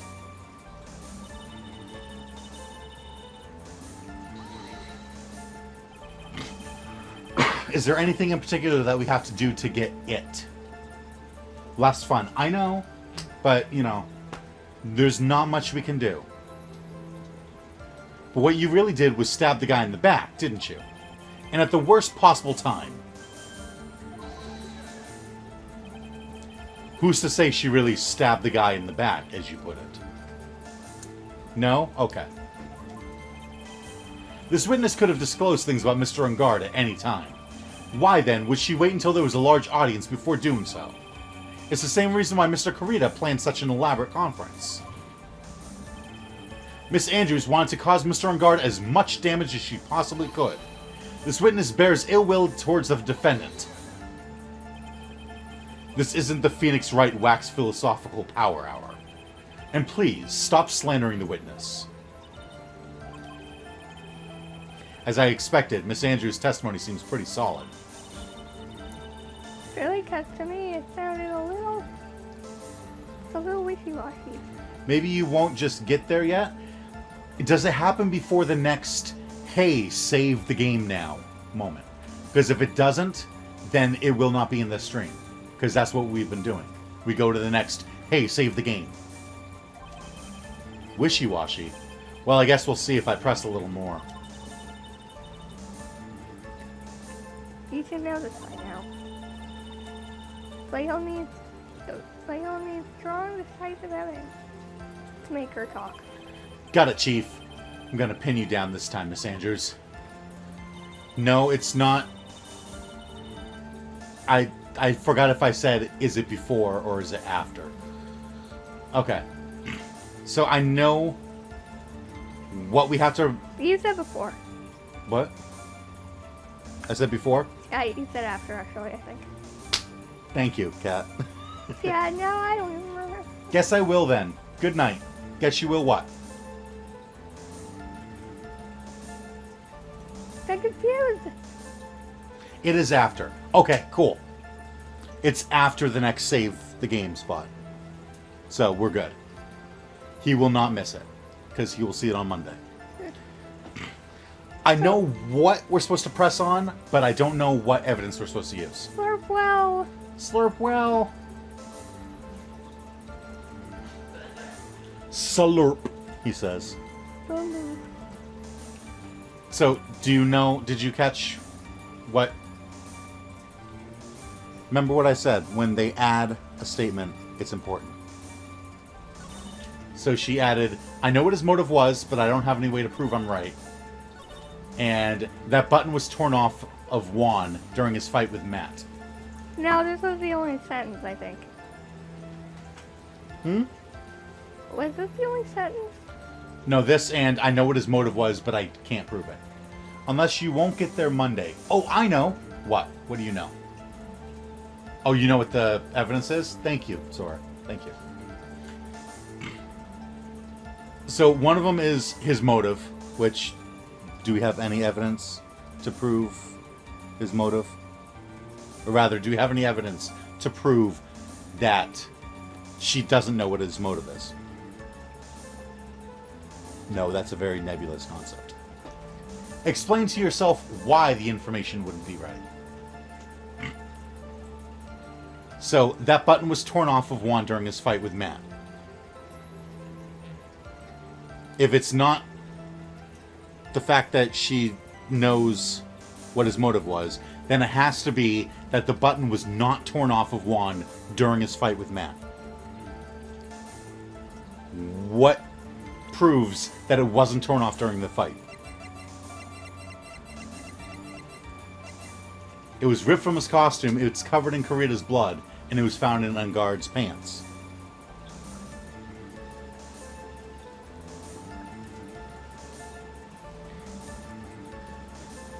Yeah, see, I know, like, if I could type in my own answer, I could explain it. But I don't know which evidence proves what I'm trying to prove.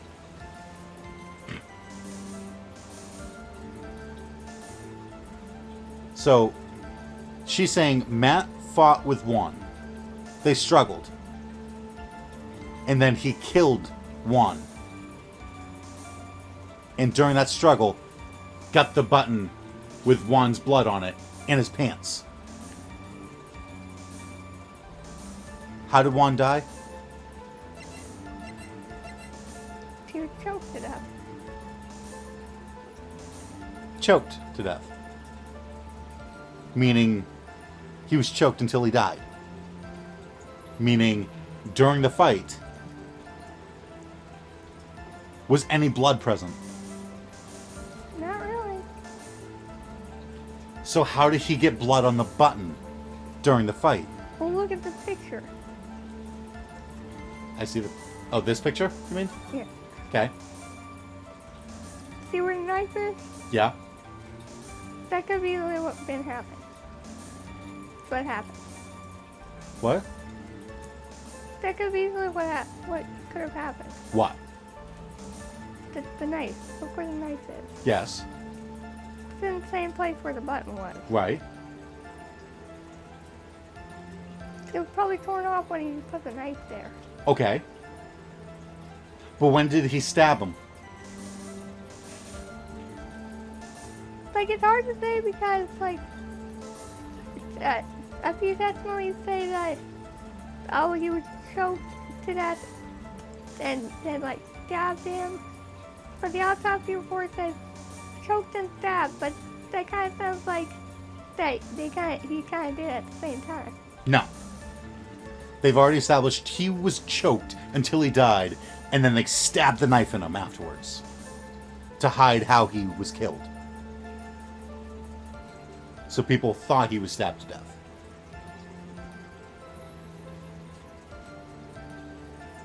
Meaning, if he got stabbed and the button fell off and got the blood on the button,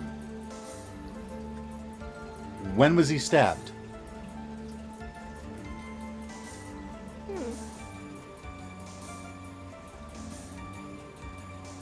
When was he stabbed?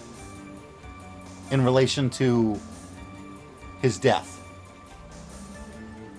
Was he stabbed before he died? Was he stabbed after he died? He might have been stabbed then choked. Strangled with a scarf, then stabbed with a knife. In that order.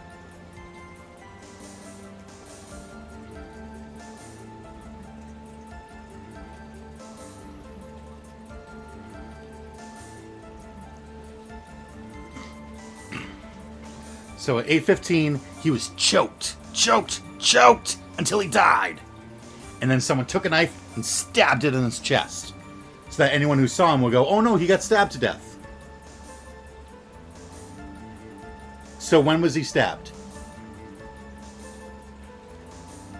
Okay, after. Okay, after he was dead. Okay. So we know how the blood got on the button. Read that statement again. The button was torn off once. The button was torn off once. So his fight with Matt.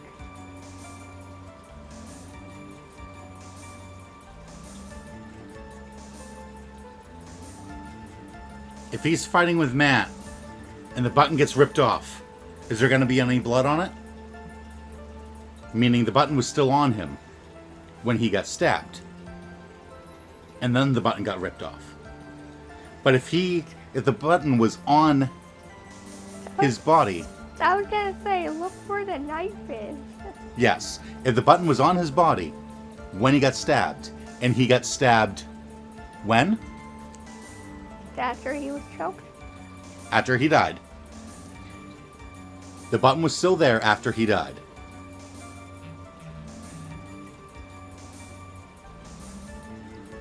Not according to her.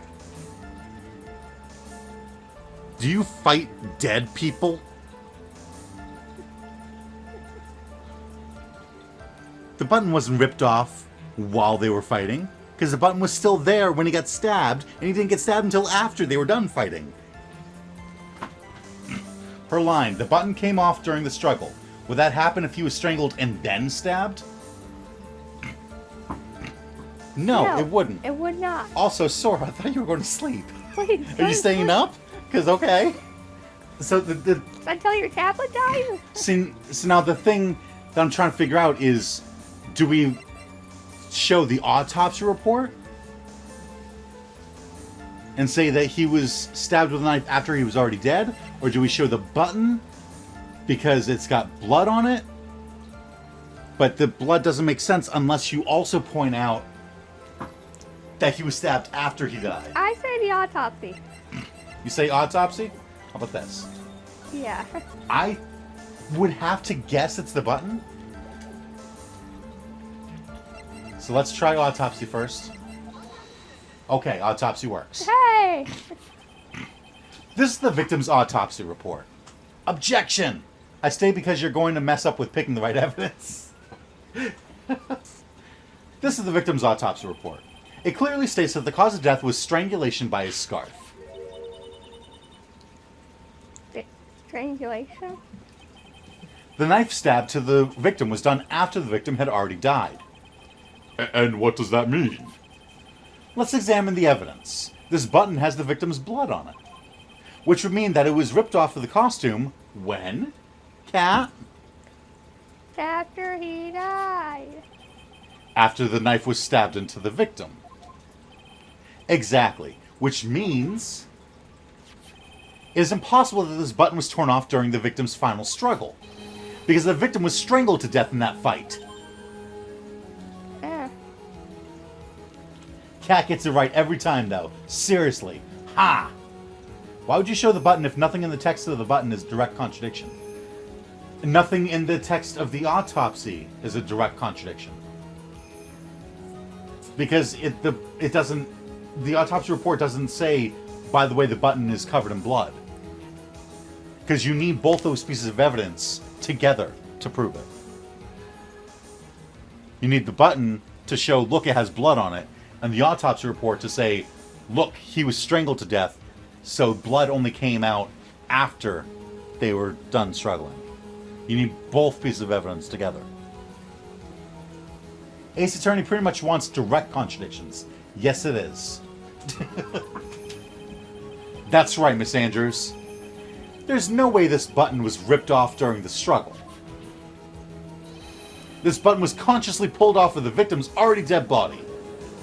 Did we check it for fingerprints? Order! Order! What is the meaning? What is the meaning of this right? So what if the button was torn off of the body after the victim had already died? What does that change? Well, if Matt killed him, why would he rip a button off of the dead body and shove it down his pants? Like what, as a trophy or something? Right? Let me ask you one simple question, Mr. Edgeworth. Why was the button torn off? What purpose did that serve? What purpose? We now know this button was not torn off during the fight, so the murderer took the time and effort to purposely rip this from the victim's body. She says the button was ripped off during the fight. The autopsy report says he was strangled to death and then stabbed. Yes, but none of that mentions the button. You need to have the knowledge that the button is covered in blood, because if the button isn't covered in blood, then it getting ripped off during the fight makes sense. But since the autopsy report says he was stabbed after he was already dead, and the button has blood on it, those two things go together. I'm really bad at explaining myself. I know what I mean to say, but I can't explain it properly. So, no you don't.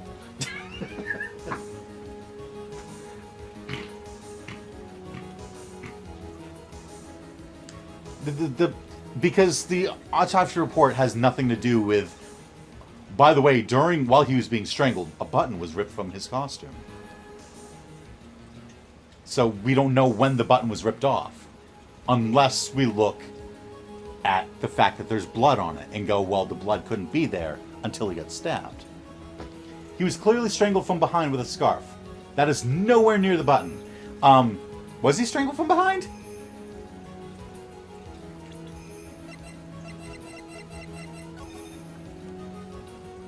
I mean, yeah, I guess that makes sense.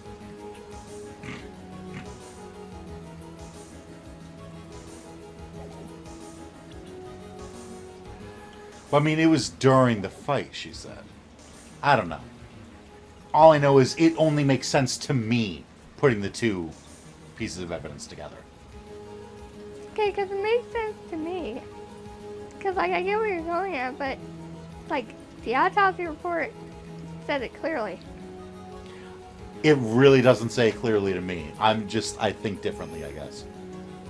I'm thinking it says nothing about a button in the autopsy report. So how does the autopsy report prove when the button was removed from the costume? I can't wrap my head around it, not including the blood on the button. But we all know that, everyone here knows that the button is covered in blood. Everyone knows that by now. You sure the judge remembers that? Yes. Remember who this judge is? I think you can remember a blood-covered button. I would hope so. The knot, yes, you can tell by the scarf. The knot is behind him, and that's also where you hold the scarf if someone strangles. Ah, true. Yeah, if the knot was in front, like, the knot has to be the opposite way of where he's being strangled. Because the killer has to hold the knot. Because if they grab the scarf and pull from behind, and the knot's in the front, he can just untie the knot and not be strangled anymore. And if it's behind, he can undo the knot. So the killer has to have their hand on the knot. That makes sense. Okay, I'm getting delusional. Sleepy bye-bye. Slurp well. Slurp. That was a quack. What? That was a quack, not a slurp. Now this is a quack. That would mean that the murderer had something in mind, wouldn't it? Mr. Wright, does this mean you know what the murderer wanted to do with this button? What was it? Have a memento of the crime, pin the crime on guard, or destroy evidence. So I say the second one. Yeah. Plus, if you strangle someone from the front, there wouldn't be a knot. I mean, the scarf still has to be tied somewhere. Or, oh, you mean you just use your hands. That makes sense, yeah. There's only one logical reason for doing something like that. It was to pin the crime on Mr. Ungard. There's no way anyone would put a bloody button in their own pants. That's right. Mr. Ungard was set up. By the real killer, of course.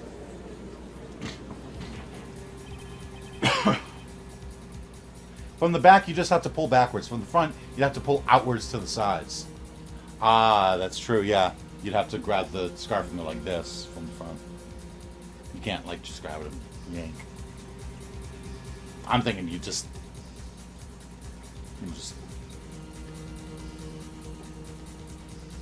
And the real murderer is... Well, Mr. Wright, who in the world is the real killer then? Finally. I can't believe I managed to bring this trial all the way up to this point. Phoenix, you can't let your guard down. Can't let your guard down yet. Not until the very end. Come on, Mia. Let's grab Amber. The real killer, the person who planned to frame Mr. Ungard is...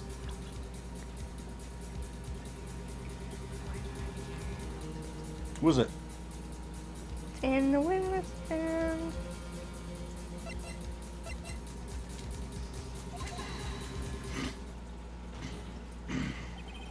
Miss Adrian Andrews. I choose you. You are Mr. Kurita's killer. So what? Now that we've established I'm a psycho, It's officially time for bed. Third time's the charm. Slurp well. Slurp well. Order! Order! Order! Mr. Wright, this is a very grave matter. Do you have any evidence to support your charge? Any evidence? All of the evidence points to Miss Andrews. How preposterous. You can't stick any of that on me. I can't, can I? Would you care to test me? Then what about the knife? The knife was used to stab the victim after he had already been strangled to death. It was used to throw suspicion onto Mr. Ungard, naturally. A knife covered in the defendant's fingerprints could only be taken from his room. And the only one who had dinner with him and knew which knife to take was you.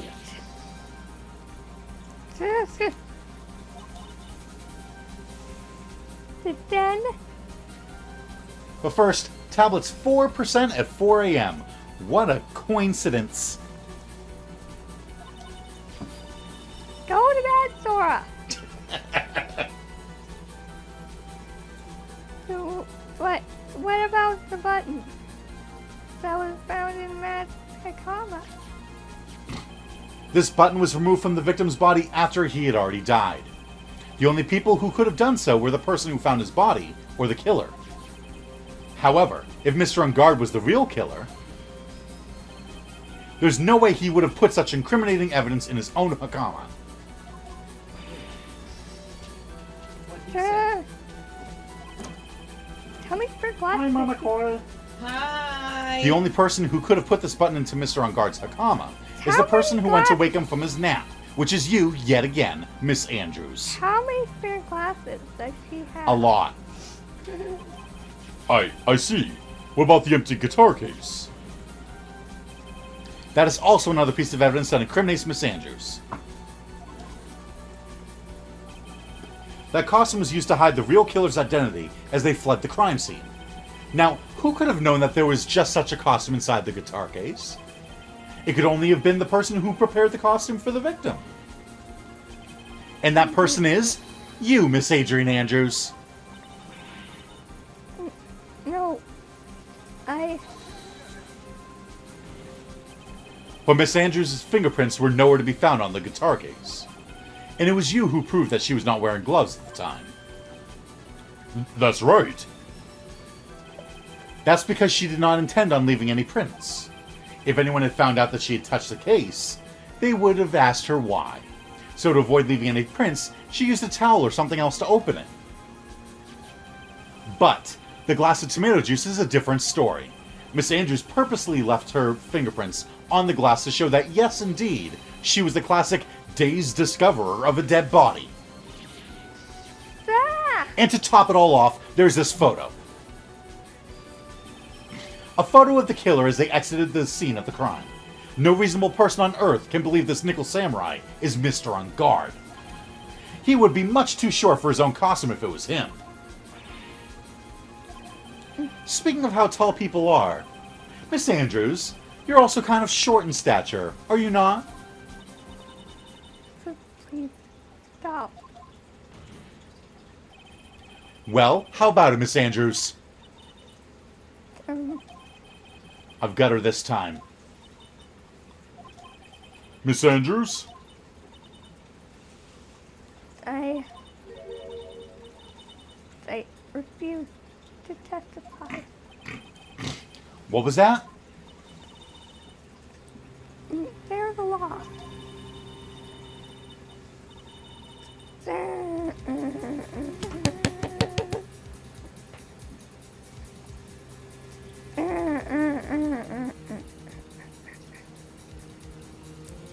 It says I can't be forced to testify about something if it can incriminate me. Well, yes.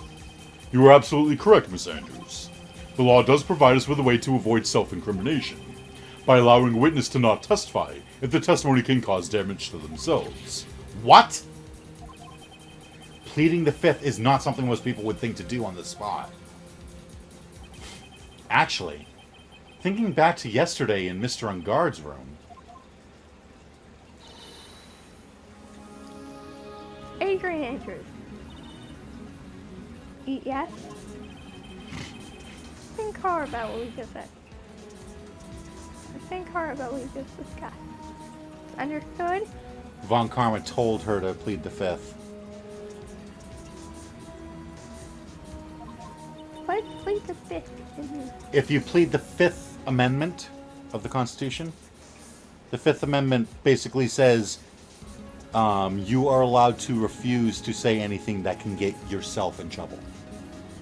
So, if, say, there was a murder at the hotel, and someone goes, "Where were you on the night of the 15th?"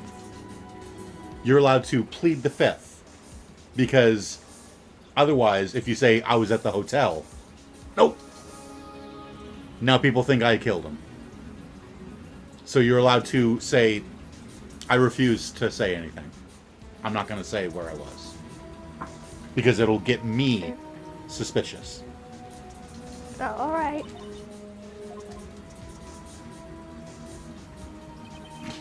That's it. That's when Franziska planted this idea in her head. She must have told Miss Andrews to not testify if things look bad. You did a good job proving everything up to this point, Phoenix. Yeah, well, see, remember, we had a killer that refused to testify before. Did we? You don't remember him, Righto, boy? Oh, it's the Oregon guy, the chief Yeah. of police. Remember he said, "I'm chief of police. I refuse to testify." And Phoenix went, "Cool. That means that you can't deny anything that I say now. Good job. You got yourself in trouble now." But there's still one thing you haven't done. Something I haven't done. What's wrong, Wright? Are you finished already? Run out of evidence? What is so humorous, Mr. Edgeworth? I'm sure you realize this as well, Your Honor. But everything the good lawyer here has proven up to this point is meaningless. What? Everything you have proven is circumstantial. Circumstantial? Yes, circumstantial. You have yet to provide a single piece of definitive proof. Proof that Miss Andrews did in fact harbor a wish to murder Mr. Corrida. Oh. Is that all you needed? Miss Andrews, did you want to kill Mr. Corrida? I believe this may lead me to incriminate myself. So I will abstain from answering. But Miss Andrews, if you do that, it would be the same as admitting your guilt, don't you think? Maybe so, or maybe not. There is nothing to prove either way.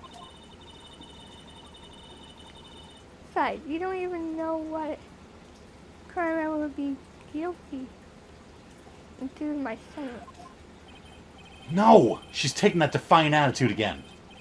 Mia, what should we do? Somehow we've landed in the worst possible situation. I think we have reached a certain conclusion at this point in time. Miss Adrian Andrews has refused to testify, and the defense's theory that she is the actual murderer has not been fully substantiated with solid definitive proof. But that's not true. In this situation, there is only one thing this court can do, and that is to declare a recess. Recess? I request that both the prosecution and the defense look further into this matter, and at tomorrow's trial... Tomorrow? We don't have a tomorrow. If we don't get a not guilty verdict today, then... Please wait, Your Honor. That's not necessary. The trial... Please continue the trial. What are you sweating for? Your client is getting one more day to live, isn't he? That's not it. This isn't about that. Edgeworth. Aya May, Issing May. She's been kidnapped, Kay. Why are you talking like that, Phoenix? Edgeworth, I know you know who the real killer is. please, let the trial continue. If I don't get the verdict, then Maya... Yeah, that got your attention, Edgeworth? Edgeworth likes Maya too. But it's impossible to continue as long as the witness refuses to testify. I know what's going to happen. Because we said we have to get a verdict today, or else Maya... And Edgeworth's like, Maya? So now, whose witness is Adrian Andrews? Edgeworth's, yeah? Edgeworth's going to be like, listen up, you. Testify now. Now then, this court is... Yup. It is not impossible for this trial to continue. Yes. Edgeworth's on our side now. Kind of. Mr. Edgeworth, what do you... It's true Miss Andrews holds the right against self-incrimination. However, if the topic of conversation were something unrelated to whatever she may be guilty of, then she has no right to withhold testimony. So we have to talk about something other than Juan Corrido. That way, she still has to testify. So less impact. Uh-huh. Impact. Yes, that is very true, but... Actually, there is one little thing that I'm curious about. Miss Andrews, when you found the victim's dead body, you poured yourself a glass of juice. Yes, and I can't help but think how unnatural that is. Usually when one finds a body, they're shaken up, not stirring a glass of juice. That was a clever reference. They're shaken, not stirred. Do you get that?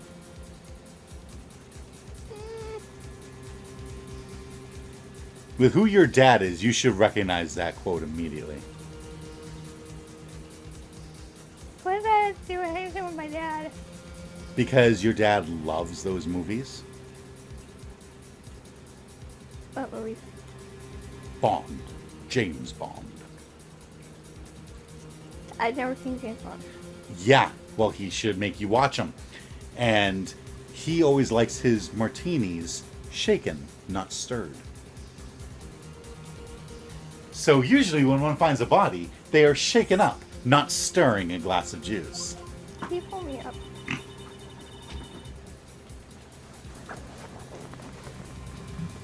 I'm not gonna lie. That also may be the same quote in okay, there's an episode in one of the High Train Dragon series where Rough and Tough makes someone do all these things Yeah. just to get inside a bunker because they're rough and tough on it. Mm-hmm. And one of the things on the list was some sort of smoothie, shaken, not stirred. Mm-hmm.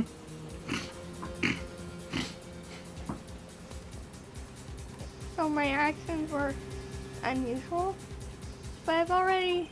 Before you speak, I want to state that if you have a reason behind your actions, I would like you to testify to that effect. Testify? Testify! Your Honor, I would like to request that the witness testify again as to what happened when she first discovered the victim's body. Whatever we find out in this testimony should in no way implicate the witness.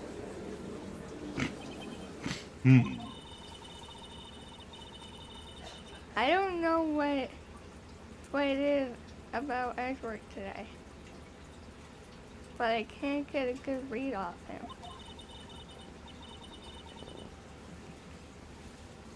Is he friend or foe? I just don't know.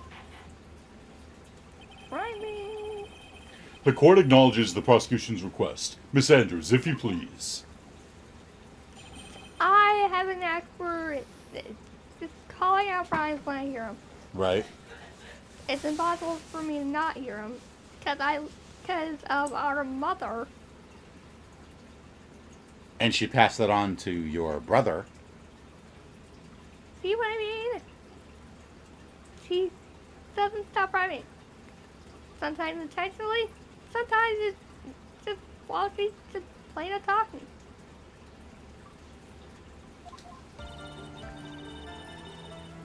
and a glass of juice. I didn't really pour it for myself. I was surprised when I walked into the room and saw it in that messy state. And what? He was sitting slumped over and tired looking in the corner.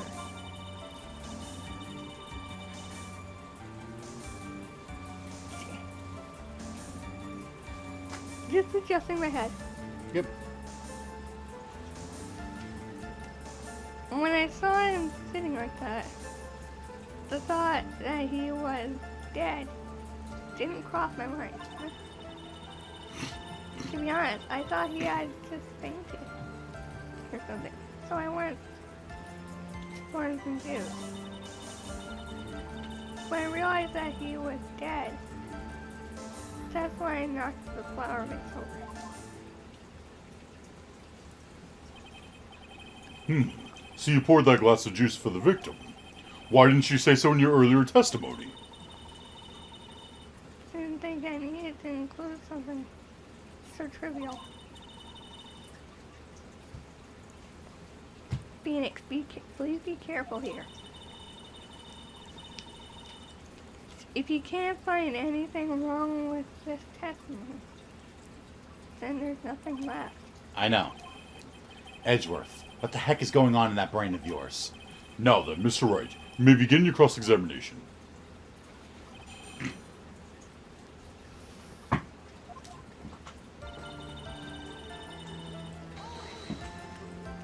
Do you really think that's a calling card? Yeah? If that's true, then why is he not dead yet?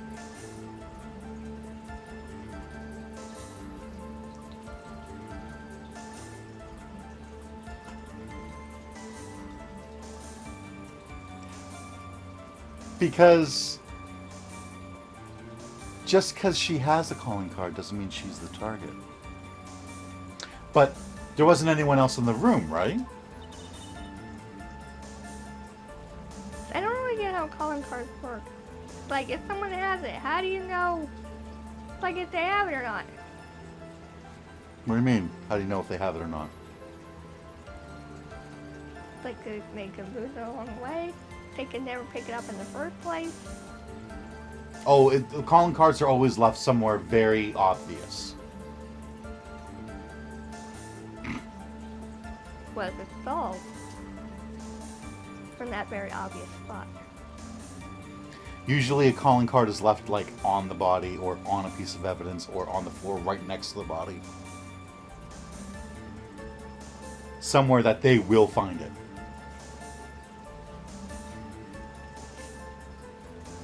I just think it's possible that...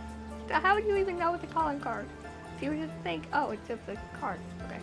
Well, I think it's a calling card because Maya found one too. And she's trapped in the killer's basement there. And it's a literal card. So,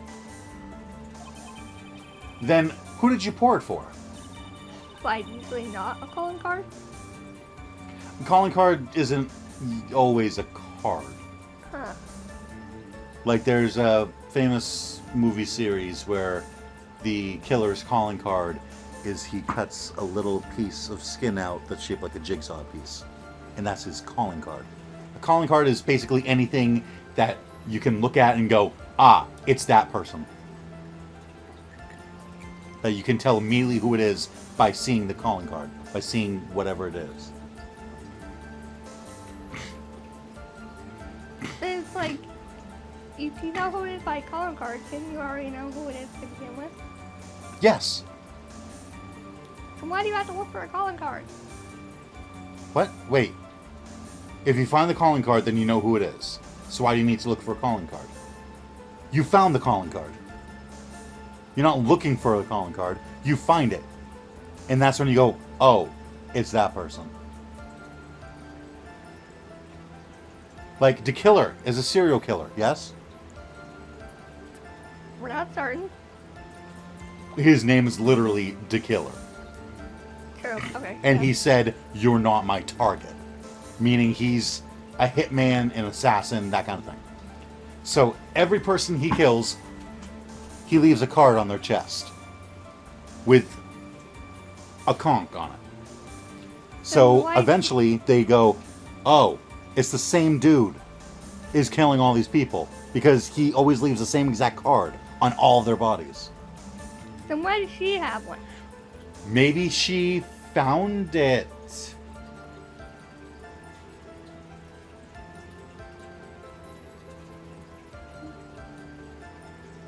And how would she find it, Kat? She did say she found it in her purse, though. Yeah. She also said that she didn't kill Kurita. She also said that she was doing such and such. She also was protecting Matt. She said a lot of things. Why would she lie about a card, though?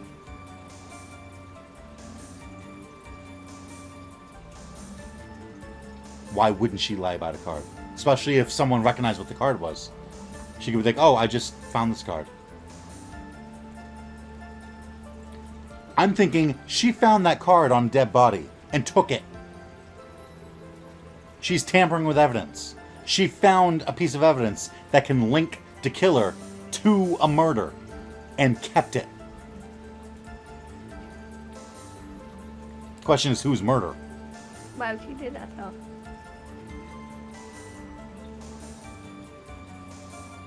Well, according to my theory, I was still running with that, though. was that? I was still running with that? Well, I'm running with it. You don't know what my theory is. Well, are you still running with it? Absolutely. Everything is just adding up more and more the more I talk about it. The more I think, it's all adding up. Sorry, Mr. Wright. Mr. Wright? Mr. Wright. There's a rhyme. There's a rhyme and reason for everything. Can you wait just a little longer for it to be revealed to you? In other words, Wright. Be quiet and listen. Precisely. Could have said it better myself.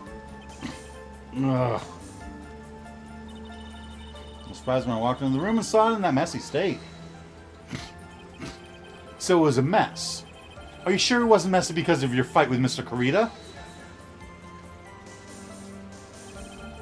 I understand your frustrations at not being able to prove your theory. However, before you go accusing people of crimes, go find yourself some evidence. Ah. And then, what did you see next, witness?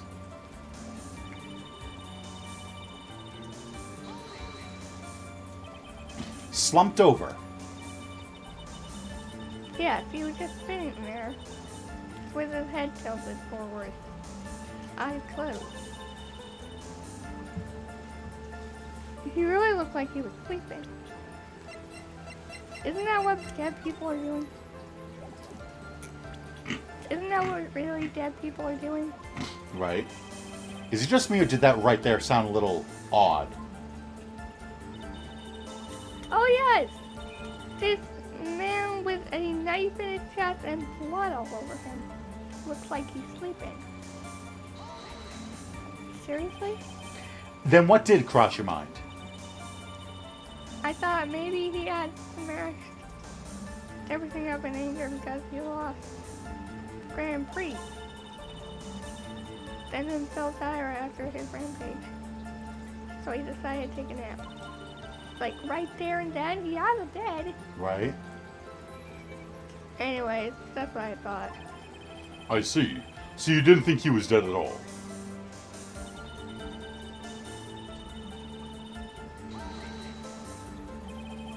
You thought he fainted. I thought he was asleep at first. But then the room was in such a messy state. I thought maybe he had gotten into a fight with someone. And that's when he went to pour the glass of juice. Yes, he always had a hard time waking up. So one always has a glass of tomato juice to drink. I see. And after that, what happened next? How did tomato juice help you wake up? I don't know. And how did you come to realize that he was in fact dead?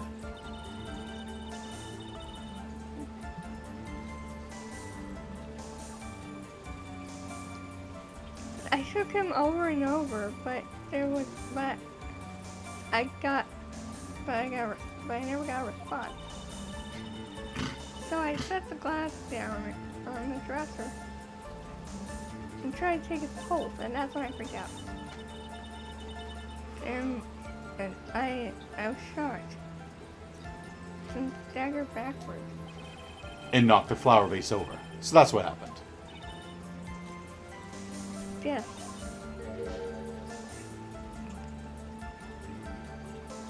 This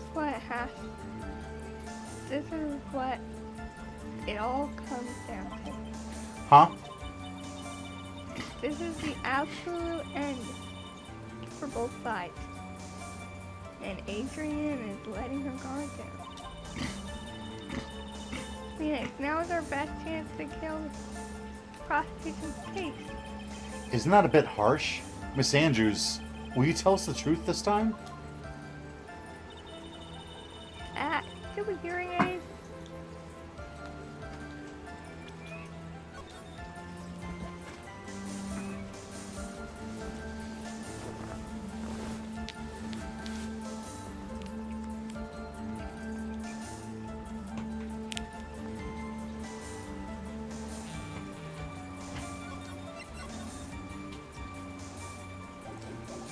I think you loosened it.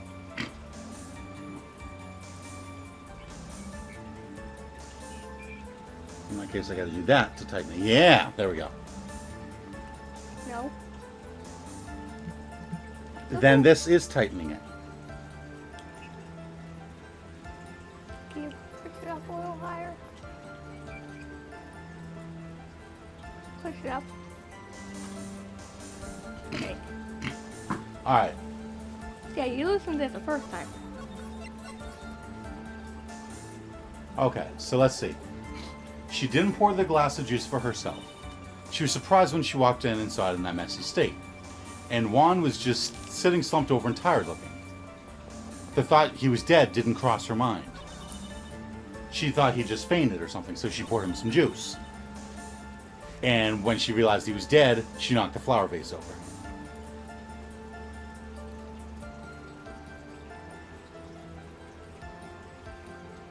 I can see two possible contradictions. Too possible? Yeah. One is a contradiction that we pointed out before. And what's that? He was dead, and I knocked over the vase, which got water all over the top of the guitar case. That I definitely didn't open myself. And the other one is, I didn't think he was dead. And you pointed out, oh, you didn't think the guy with a knife in his chest was dead? Yeah, I don't think it's kinda... It's okay, picture time. So which one you want to try? The crime scene photo. Crime scene photo? How do you do that? Honestly, half the time, I am just guessing. So you honestly didn't think he was dead when you found him? No, not at all. Even though this is what you saw when you discovered the body? Ah! What is the meaning of this? Isn't it obvious, Your Honor? There's a knife sticking straight out of Mr. Corrida's chest.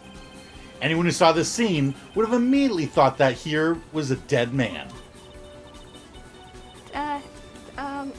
That's... Well, you see... I doubt a single person in the world would mistake this for someone who fainted. And then so nonchalantly go pour something to drink. Your point is? Miss Andrews, your testimony just now, it was all one giant lie. Ah! And your lie has proven one thing very clearly, that you were the real killer.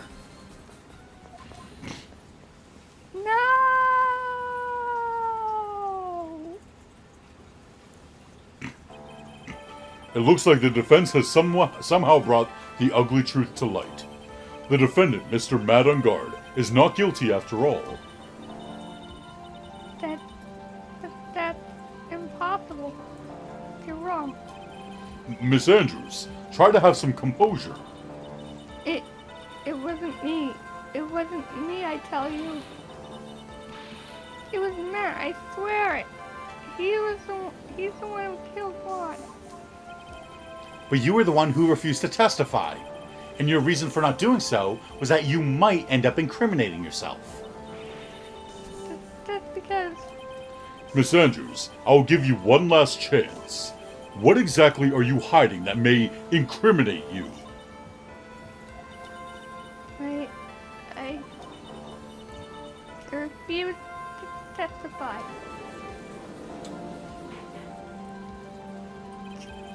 Then there's no need for this court to continue any further. Mr. Maddenguard's innocence has been clearly demonstrated. Is it over? Have we found the truth at last? What's wrong, Nick? Usually the real killer confesses his or her guilt. And now that I think about it, this is the first time someone hasn't. Now then, I would like to hand down my verdict for Mr. Maddenguard.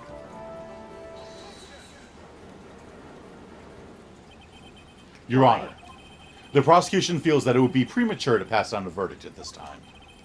What? The reason is quite simple. This witness has yet to speak the absolute real truth.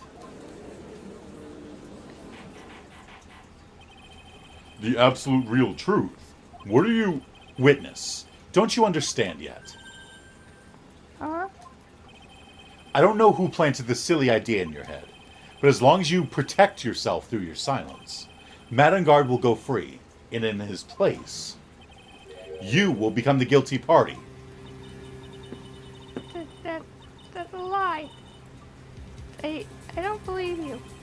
What? I was told if I spoke, then it would be all over. And Matt would never be declared guilty. What in the world is she talking about? Has she lost it? Franziska told her, if you tell us what's going on, if you testify, then Matt won't be guilty. Matt will never be proven guilty if you testify. Oh, but if things get too bad, then plead the fifth. Why? What? I can't speak about it. I'm too scared. It's Franziska von Karma. Huh? Don't you remember, Phoenix? His nature lives by ripping tightly onto the words of another. Because she doesn't have the strength to believe in herself. Then, right now, Miss Andrews is... Yesterday, she was tossed in a lifesaver by Miss Von Karma. Don't say a word, no matter what happens. If you do, Matt Ungar will be acquitted. Miss Andrews is undyingly believes in those words right now and clings onto them. Then what should we do? This is the first time I've ever come across anything like this. Are we going to use the Magatama in court? What? I need a drink. Are we going to use the Magatama in court? Oh God. That was fun. I mean, it would be slightly easier because we'd know that we've got all the evidence we need.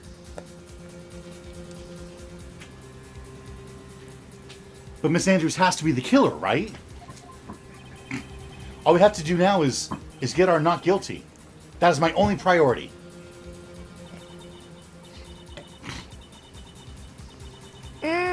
It wasn't me. I'm begging you. Please believe me. I didn't kill Juan. So, Please. Someone, help me. Mr. Wright, Yes, Your Honor? the court can't continue on like this. Therefore, I'd like to hear what you intend to do. I actually kind of almost feel bad for her. I almost feel like she didn't kill him. But, She I mean, had to. right? What I intend to do. What am I supposed to do? What am I supposed to say? But What if Juan killed himself? suicide? He was strangled by a scarf that he easily could have tightened himself. And then she could have walked in and stabbed the knife in him. Maybe she intended to kill him, but didn't get a chance because he was already dead. Or maybe he killed himself. I don't know. Right. I suggest you think very carefully about this. Think about what this witness did and what she did not do. And think about who is the real mastermind behind this crime. Who's the real mastermind? Isn't that obvious? There's no one else it could be except the woman crying over there. Right? Come now. What will you do? What kind of man are you, Mr. Phoenix Wright? Request not guilty or force her to testify?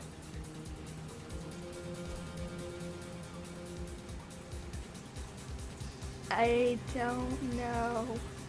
I think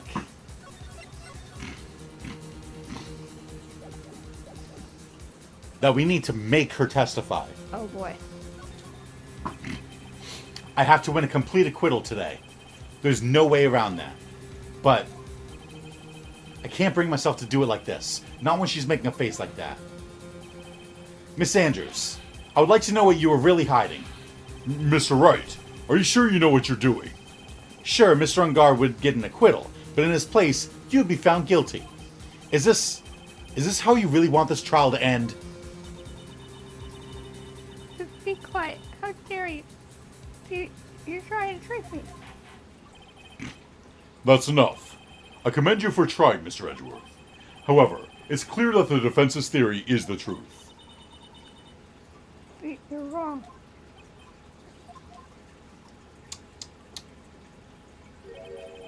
What a shame. I had hoped things wouldn't come to this. However, What is it, Mr. Edgeworth? Miss Andrews, since you absolutely refuse to testify, it falls on my shoulders to disclose this to the court. If only you had just testified, I wouldn't have to bring out misimpacts.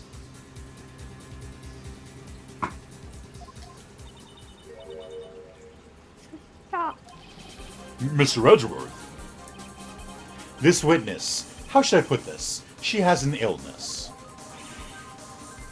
What? And because of this illness, she has tried to commit suicide in the past. Stop. Please stop. No matter how much you want to hide it, it's no use. I have the evidence right here. That's the second part of the suicide report. The attempted suicide report. What will you do now, witness?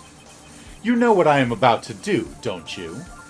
Bring out Miss Insect. I'll now reveal to the court the true nature of the pitiful woman known as Adrian Andrews. The secret of her dependent nature. Having other people know about it scares her more than anything else in the world.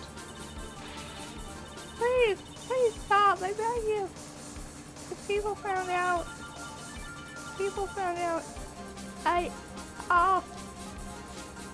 You'll what? Kill yourself? You tried that already. If you're going to say you would choose death, that is of no concern to me. Edgeworth, how can you be so cold?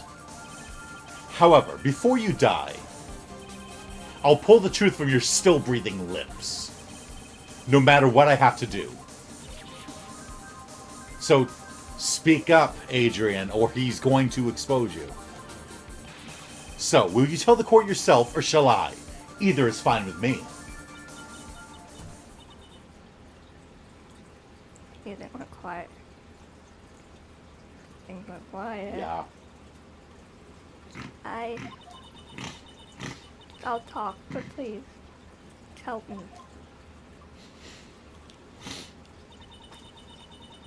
Nothing matters anymore. My crime. When I first saw him, I really thought he had fainted, honest. When I realized he was dead, that was when I formulated my plan. Once I made sure there was no one in the hallway, I made a dash back to Matt's room. And then I stabbed Juan's dead body with the knife and I ripped it off the butt. Just when I finished and was returning to Matt's room, I had a bit of an inconvenience. And that's why I ended up using the nickel samurai costume. Was that your theory? Remember? I said she walked in, found him dead, and stabbed his body. He killed himself. Stab the body with the knife, but why would you do that? Isn't it obvious? To pin the blame on a certain person. A certain cowardly man. What do you mean by all of this? It might take this court a little while to understand, but this is the truth. The real killer is Matt. That scumbag? Scumbag. I thought that was not her. That scumbag of a man. I'll never forgive him. He tried to escape his guilt again. Just like last time. Last time? So, Miss Andrews stabbed the victim, Juan Carita, in the chest with a knife. However, she didn't do it with murder in mind. She did it with the intent of framing Matt on guard for the murder. And this is her crime. What?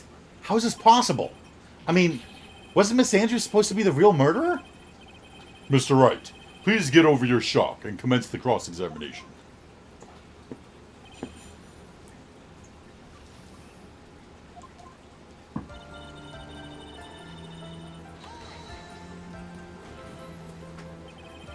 You could tell from the state the room was in that there must have been a fight. Are you telling the truth when you say that you did not know he was dead? He had a scarf tied around his neck. But that scarf is a part of the Diamond Ninja's costume, so I didn't think anything about it. It was strange.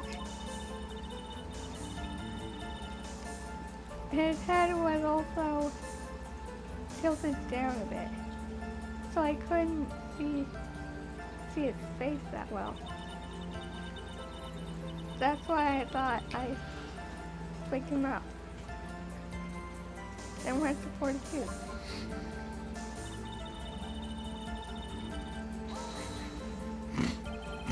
What is this plan you had? I knew right away the murderer was Matt. I knew because one, she was going to expose Matt's weakest weak point to the world. So Matt did this to stop Juan, then silence him for good. And that's when I thought I should forge some evidence to pin this crime on Matt. So the forged pieces of evidence were the knife and the button. The first thing that came to mind was to plant the knife.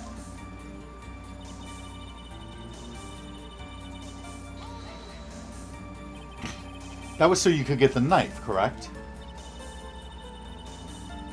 The knife Matt used at dinner had fingerprints all over it. I thought if I used that, then the police would certainly turn their eyes towards him. Matt was napping with his costume on at the time. I slipped in, took the knife, and returned to the scene of crime.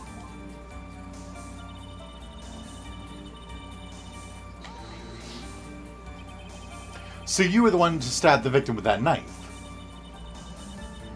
It gives me goosebumps to think about it now. What a horrible thing I did. But at the time, I couldn't control my own body. It moved on its own. Then when I stabbed one dead body, that's when I really realized something. If I use the button somehow, I can make Matt look even more suspect. I can make him more Suspect. suspect. Well, Yeah. So you thought to rip one of the buttons off and then plant it in Mr. Unguard's Hakama. yes, that's why I plan to do. But things never go that smoothly, do they?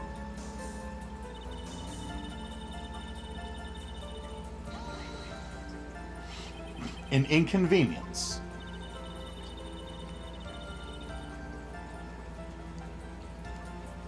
There was a woman with a camera at the ready. So loitering. Loitering. What? Loitering. What loitering? It's like standing around. Loitering in the hallway. I'm willing to bet my spikes it was Lotta. There was also a woman with a ray gun. And ready, pacing back and forth. That's my soul bag for you. I had already been caught and made into a big scoop for a weekly tabloid once. So I couldn't very well go out looking like myself and get caught again.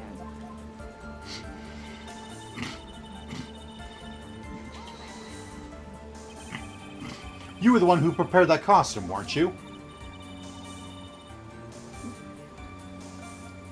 Yes, I took it from Global Studios.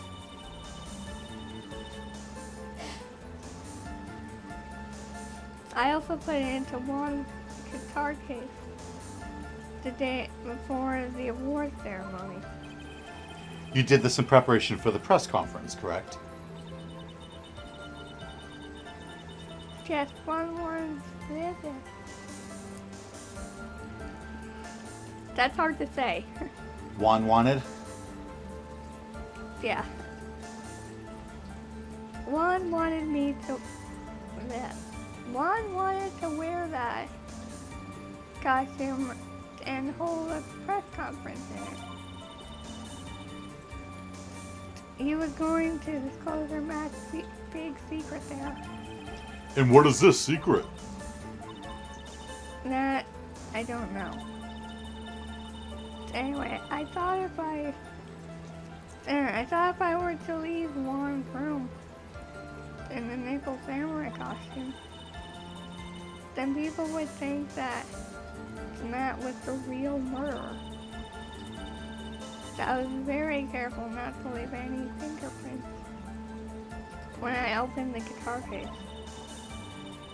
I absolutely did not want anyone to know the costume. That's costume. I think we've heard enough. So, after that, you went back to Mr. Unguard's room and planted the button. Into Matt's Hakama? Hakama? Yes. After that, I folded up the costume that I was wearing and put it into a bag. When I snuck it out of the room, the hotel we got. Then I snuck it out of the hotel. Then I snuck it out of the hotel and got rid of it. Wow. My word. What does all this mean?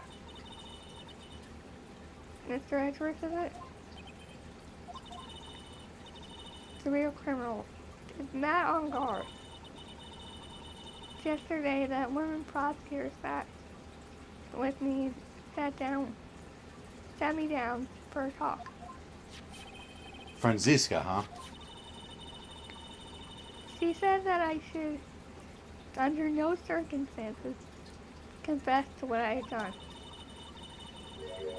And that if I had just, and that if I just get quiet, then Matt would be found guilty for sure.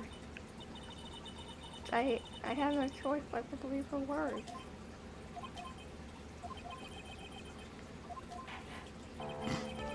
What this witness has done is clearly unlawful. However, as long as her testimony stands, we can be certain she's not the real killer. Wait, Your Honor. The defense still... Right. It's pointless. At this point in time, it is not possible to indict Miss Andrews on anything. Yes, exactly. There isn't a single piece of evidence that points to her as the murderer. The cross-examination of this witness is over, and so is today's trial. You couldn't establish that the witness was the culprit. Please let it go, Mr. Wright. But...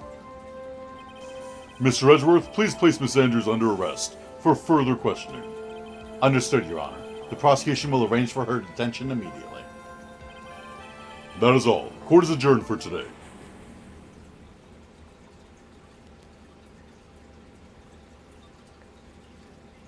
We can go back.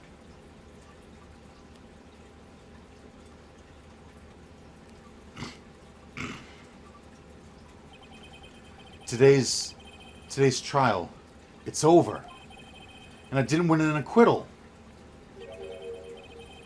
Witness, would you mind if I asked you something? Edgeworth? What is it? Before you leave court today, I wondered if I might look at one thing. The card in your hand. It's had my interest for quite some time now. What exactly is it? Oh, this? That's right. Asked me about this also. Okay. Although I didn't remember at the time you asked me about it, Mr. Wright. I remember just now. I found this in the room on that day. The room? That day? Yes. She did find it in there. I know who the killer is.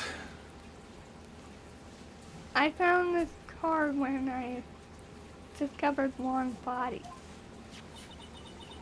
It was lying there right next to him. It is a calling card! You found that card next to the victim's body? I suppose I must have unconsciously slipped it into my pocket. But it's not as this card had any relevance to one murder, right? Yeah, I guess not. But it's still a strange card, if you ask me. But as far as a clue to this case, I don't see why. Witness, that card. Give it to me. Hurry! Edgeworth? Do you have any idea what you have stupidly, yet inadvertently done? I can't believe you hid this from me all this time. I didn't mean to. What is this all about? I've never seen Edgeworth so emotional before.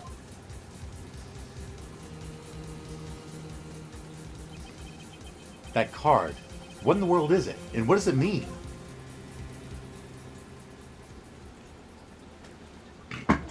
We'll find out on Monday.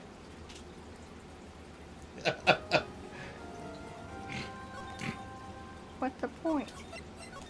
Hmm? We didn't get an acquittal today. Unless Edgeworth, runs after the judge and goes, Your Honor, start the case right back up right now, because the witness had evidence right in front of us the whole time. Oh my God, how did we not notice it? But, Edgeworth got mad. He's like, do you have any idea what you have stupidly done? You goddamn fool! You foolish fool that foolishly dreams of foolish fool dreams. can't even say it. No, I can't.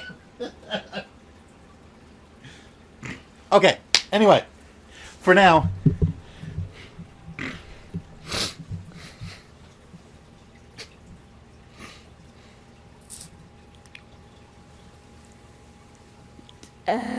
Fine. Fine. I hate you for this, but fine. My theory still stands. In fact, it only gets stronger as we play. Really. Yeah.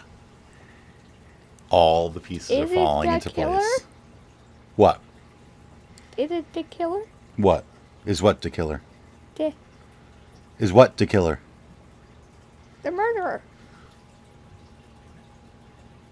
Maybe. I mean, if that is a calling card, it was sitting next to the dead body. He could be the one who had done it. Hmm. Because that's how you think there would be a lot less of a struggle. You think he would just be in, out, okay, you're dead. Calling card, Right? over. I mean, he is a professional. He looks like a professional. He looks like a professional. He looks like a zombie. How does he look like a zombie? Half of his face is like gray. Okay, can you show me a picture of him when we finish with the outro?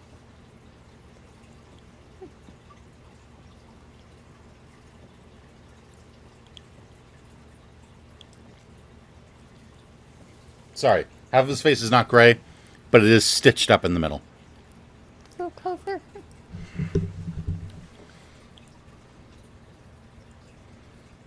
Okay, why? I don't know. Sorry, but that's just wrong. Do you have like surgery or I don't know. Maybe it's explained. I don't know. maybe it's some sort of scar? It looks like scar. Right. Anyway. If I can see what you're talking about. So that's my theory. Maybe he's the one who did it. In fact, I'm pretty sure I said that from the beginning. It's like, Tay, prove him innocent, because, like I said, that could be his kid or something. It's like, the killer could be like his dad. Yeah, weren't we both saying that at the beginning? Was maybe he's like, no, prove him innocent because he didn't do it. I did it. But obviously I'm not going to go into court and say that I did it because I would be arrested. Then probably killed myself. Right? And then I would no longer be the killer. I'd be killed. Sounds like a French name. Yes. It's probably why you give him a... Did you give him a French or a British accent? British. Because he looks like a butler. A what? A butler? Oh, butler. He does. He buttles. What does that even mean? I'm the butler. And what do? I buttle. Is that a quote from a movie that I have not yet? I have yet to see. It's from Clue. Oh, I haven't seen that movie in a while. Right? Anyway, outro. Yes. So yes, we are going to prove something. Something. I'm bad at this. Maybe it'll be my theory, maybe it'll be yours. Probably gonna be yours. Because you seem very positive about your theory. I do. Especially since... What if the killer's, like, MO is making it look like a suicide? Especially because of that I just said. Why won't you tell me? Because I don't want to spoil it if it does turn out to be right. If I turn out to be right, it blows this entire case out of the water. Like, this entire thing gets blown open and shut. Like, I have figured out the entire twist. So you're saying Everything. it's a- Every step of this murder. Every step of the case. All of the mystery gone. Are you saying it's like a it's open and shut case? If my theory is correct, then I basically have already beaten this case. Because I have literally spelled out, like, the answer to every question in this case. Yeah, but like, how do you prove it and stuff? And can you figure that out? Yes. You did? Yes. Sheldon, you're scaring me. Imagine if you were, like, wrong about the murder and I was. Right.